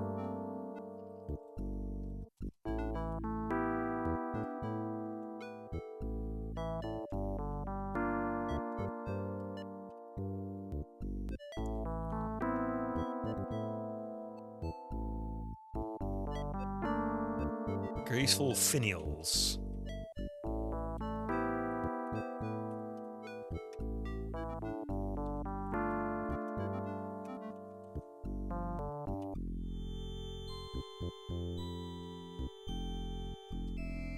Saw a pickup truck once on the side of the road, like in like Mississippi. In front of it was a lorry. Behind it was another lorry. The pickup itself resembled a folded up accordion. Yeah, that can do it. I've been thankful never to have actually seen an accident like that, but I did see a rather humorous event where nobody got hurt, but there was a guy in a Supra, an old Toyota Supra. This was in the 90s. Or was it a Celica? Might have been a Toyota Celica, I don't remember, one of them. But they were absolutely riding the tail end of this semi. I mean, like within a foot, less than a meter, really, of the back of this truck. And the semi driver, I want to say they even shifted lanes, like, please, just go around me. You're making me nervous. I can't see you, but I know you're back there, kind of a, move. And they followed right behind and stayed right up against the back of their trailer. And after a while, the semi brake checked the car. Thankfully, the car didn't hit them. But nobody could have told you that until after the smoke cleared, because there was so much smoke within literally a half a second. The car was completely covered. It was just covered in smoke, just brakes and tires. I can only imagine they needed to go to change their shorts after that one. I know I would have. It was difficult to see how anybody would walk away. Yeah. Just leave the scene one slice at a time. I don't know what to do here. I really don't. What are we doing here? Bench. casino area here has 5 different locations I can go to. The jungle we just came from, the cabana, the casino itself, the bench. That's right, you stupid son of a bitch!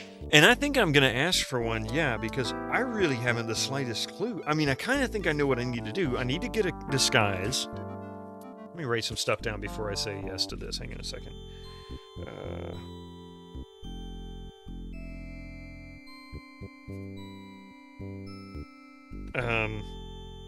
I need to sharpen the knife.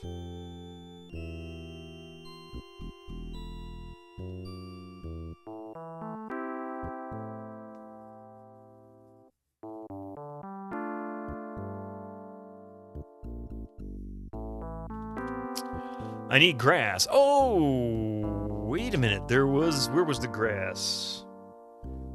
The grass was at the Chippendales, I think.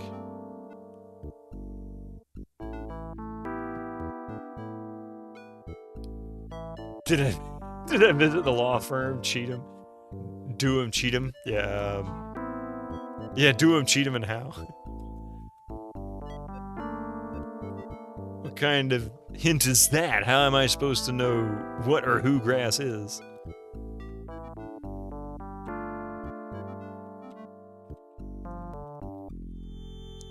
The tough tropical island grass laces your hands to ribbons, but refuses to budge. Cut grass with knife. Good idea. You try and try to cut the grass with your dull knife, but it is just not sharp enough. You remember this puzzle? Yeah, see, I need to sharpen the knife. That's what I'm up to now.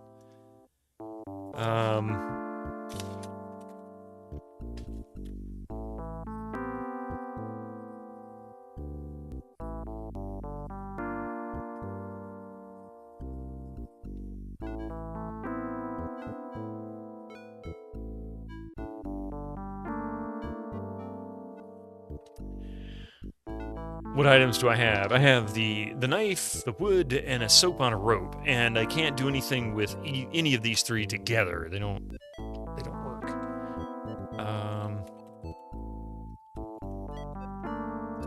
Nothing here is suitable for sharpening your knife. See, that's what I keep typing, so I know what I'm gonna do.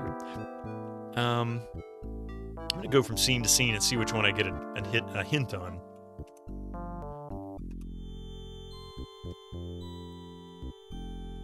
I think it all comes down to looking at the scenes, yeah.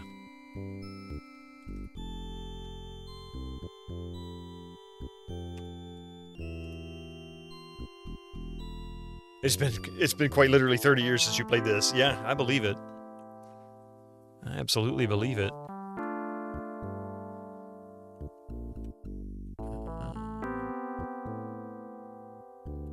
Wait a minute, let's see, that was...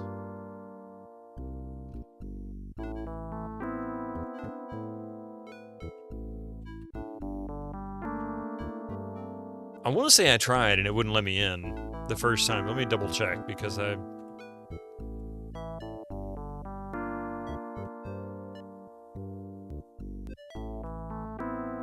Yeah. Oh! You gotta be freaking kidding me. Really? I tried once, I'm sure of it, but... Sharpen knife.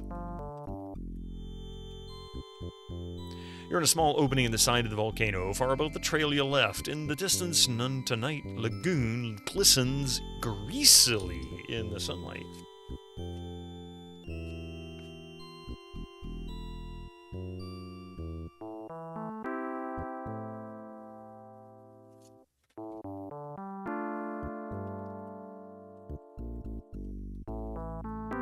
Few hardy weeds attempt to grow in the solid rock. The only plants here that catch your eye are orchids growing on the walls. Ooh, get orchids. Ah, are you saying save, huh?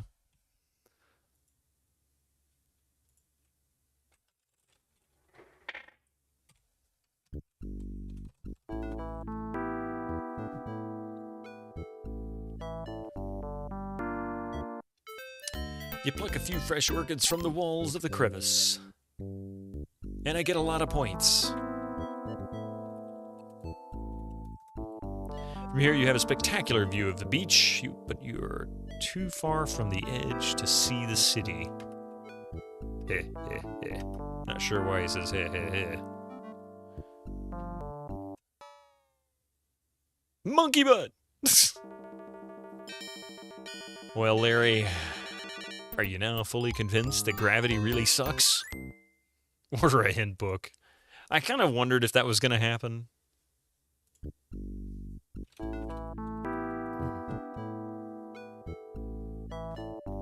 I really fell for that one.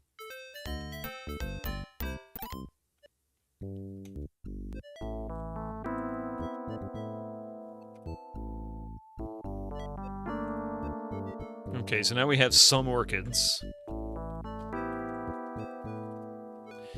Garlands of wild orchids festoon the otherwise bare rock walls. You bet your FTD, man. Wishes you were here, FTD. It took me a minute.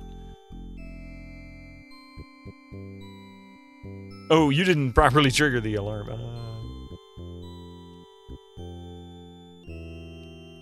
See, there was two things. One, I thought I had tried to go in the cave, and apparently I was off just a little bit. But I thought these were hinges.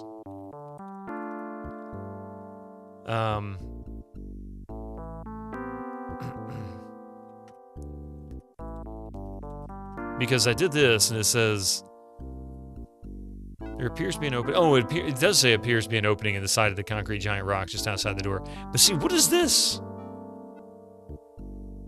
The festoon is such a great word, isn't it? But I thought this was hinges, so I thought maybe this was some kind of a door that I couldn't open yet.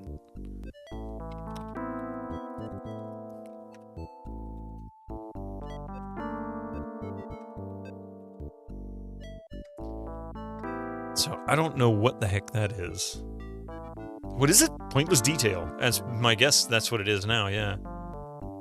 Okay, so, can't sharpen the knife here. Couldn't sharpen it in the cave.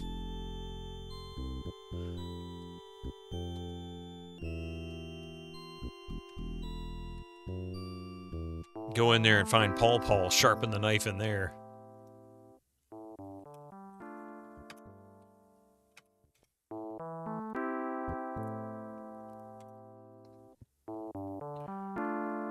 I mean, there's literally rocks everywhere, and there's nothing suitable for sharpening a knife.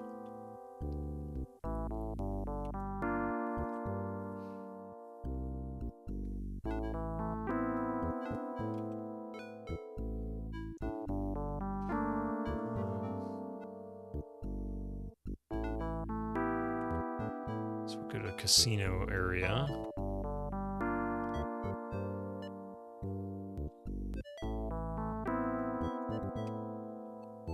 Aha!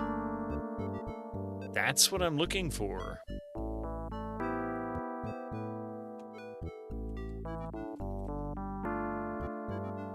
Would only dull your knife.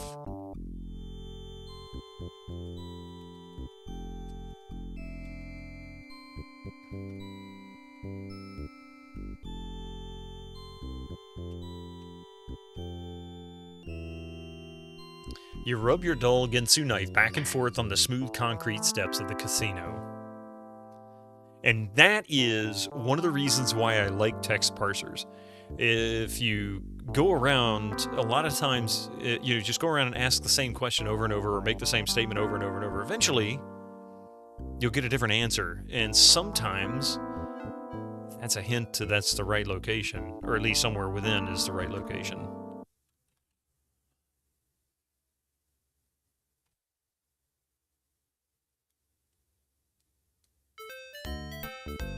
Much to your surprise, it becomes razor sharp. Without thinking, you hastily shove it back in your pocket. Oh, ow! Ouch. That's a lot of points. Alright. So now that he's bleeding profusely from his thigh, we'll go back to Chippendales and get the grass clippings. What I'm going to do with it, I don't know.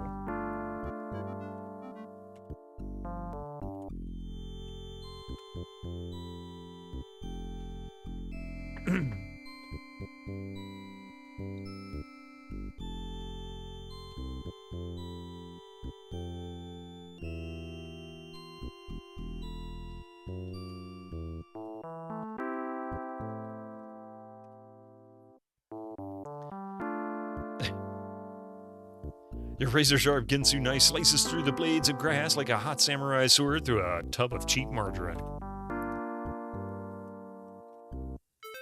Congratulations, you are now the proud new owner of some long blades of grass. And 20 points for doing it.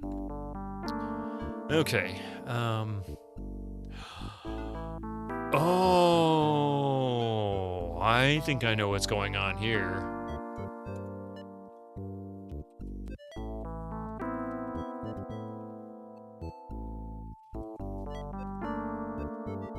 You use your razor-sharp Ginsu knife to carefully carve the precious granadilla wood into what you hope will be accepted as a primitive island native sculpture.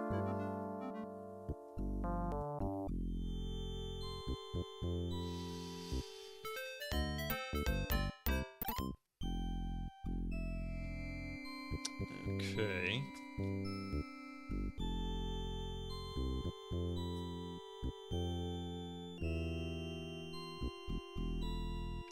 I think we're in the process of making a disguise using the grass to make a grass skirt. I was thinking maybe the soap, or the soap on a rope to get the rope to make the grass skirt. But, let's see.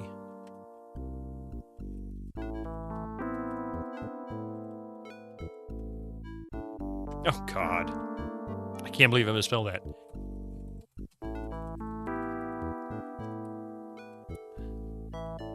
Oh, good idea. Yeah, look, sculpture.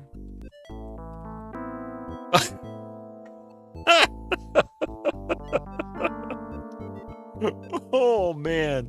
Always been a true admirer of the African primitive school of sculpture. There you go, folks. I mean, I kind of had a feeling it would be something like that, or something it had to have been, you know?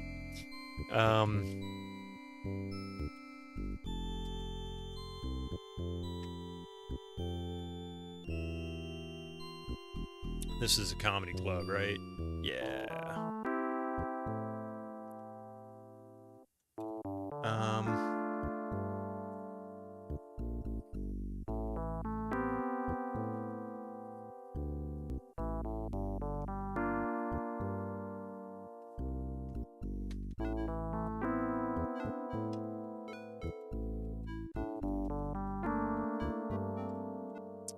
Can't do that now, huh?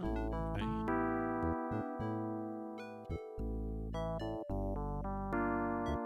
Aloe game, yeah, right. Maybe that's what it is. Weave grass. Ah, you carefully weave the wild grass into what you hope will pass for a primitive island native outfit. That's what, okay. Thank you for the right word choice.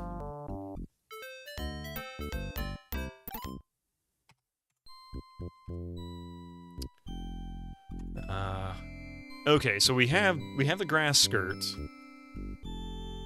I just saved like 5 minutes ago, 10 minutes ago. 8.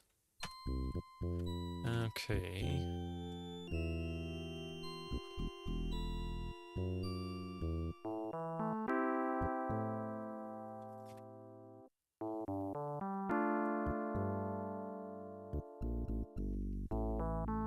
You just knew I needed a skirt.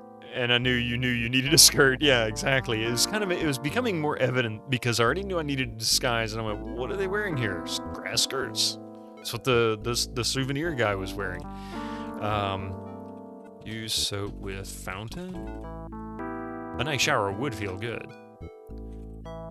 Soap on face. Put soap in fountain.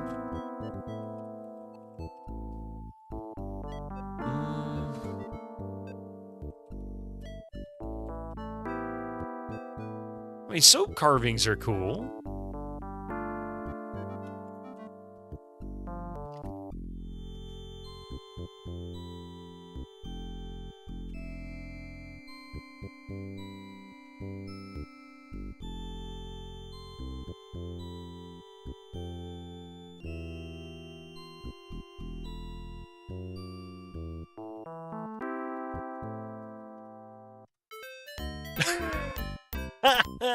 I was wondering if they would do something like that.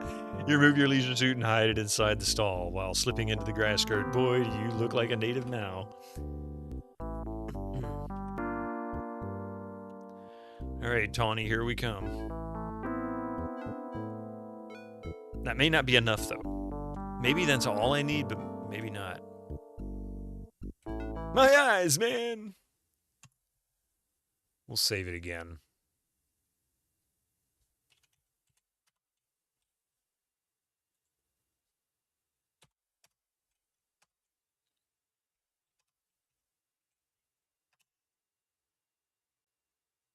Oh, wow, exclaims Tawny. Souvenirs! You've been drawn in CGA, and boy, is my face red. It's usually more like magenta or purple for me. Genuine native islander designed label erotic carvings for only $20, you cry. But you'd better hurry, I only have one left. Well, says Tawny, I might be interested. Does it have any special features? Your disguise seems to be working, Larry. Tawny doesn't recognize you at all. I'm glad you asked, you respond. There is one small part that might attract your eye. Monkey butt, it's a deal, she says. I don't know how much about art, but I know what I like. You're lucky I'm down to my last $20, says Tawny. Here, you are. Thank you very much, miss, and use it in good health.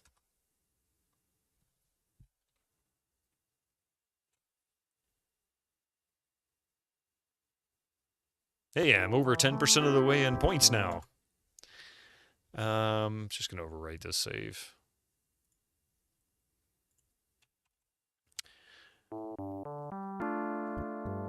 Now, $20 is not a lot. He's got a $20 bill. What is he going to do for $20?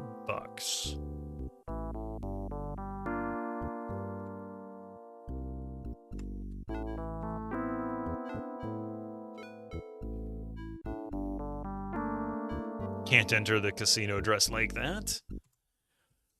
Let's see.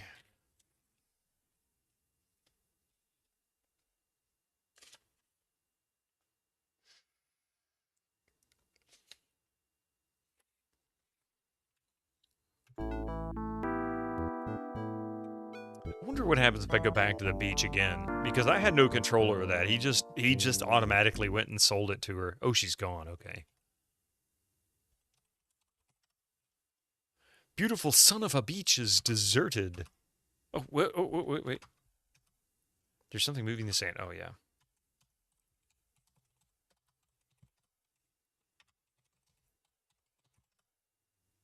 Oh, change clothes first. Okay. I'll go ahead and change clothes. Uh-oh. That's different.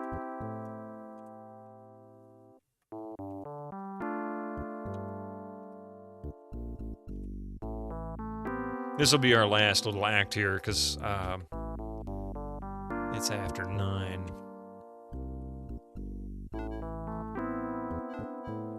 Put on suit. So you have no further use of the silly grass skirt. You toss it through a hole conveniently placed in the floor, you presume, for just this purpose. Is that what that is? I was wondering what that was all about. I don't know why he couldn't pick up the towel while he was wearing a grass skirt.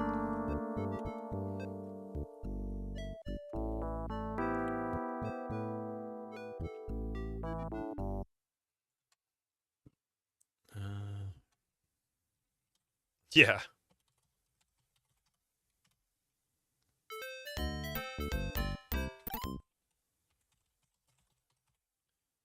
Apparently, Leisure Suit's put on 20 pounds at least.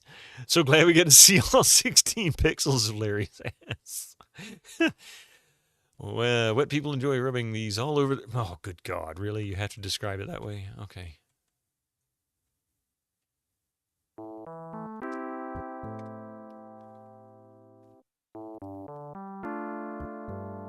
All right. And on that note, I gotta say, I'm not as convinced on 3 as I was on 2 so far, but it's starting to pick up speed. The puzzles are definitely more puzzling, I will say. Greetings and salutations. Thank you for the follow, and welcome to the channel. I am done for tonight, though. It's quite interesting. Someone made these games. Yeah, they were someone. Al Lowe was someone. Made some decent progress. I mean, honestly, I did make some decent progress. Someone. He's definitely a someone. He's a something. Anyway, we'll be back tomorrow morning, pardon me, 8 a.m. Eastern Time with continuation of Might and Magic 6, The Mandate of Heaven. Was that like 10 years after this game? Such a huge gap there. Anyway, we're in Castle Alamos, clearing it out for the final memory crystal. And then we can go turn in the memory. We can go put all the memory crystals in place and see what happens after that. I have no idea what happens. And then there's the pyramid. I don't know how to get. I don't know what the pyramid. Maybe that gets us into the pyramid. I don't know. Gotta fight all those dragons and stuff that are around it too. Wonder if I can take those down now. I don't know. We'll find out.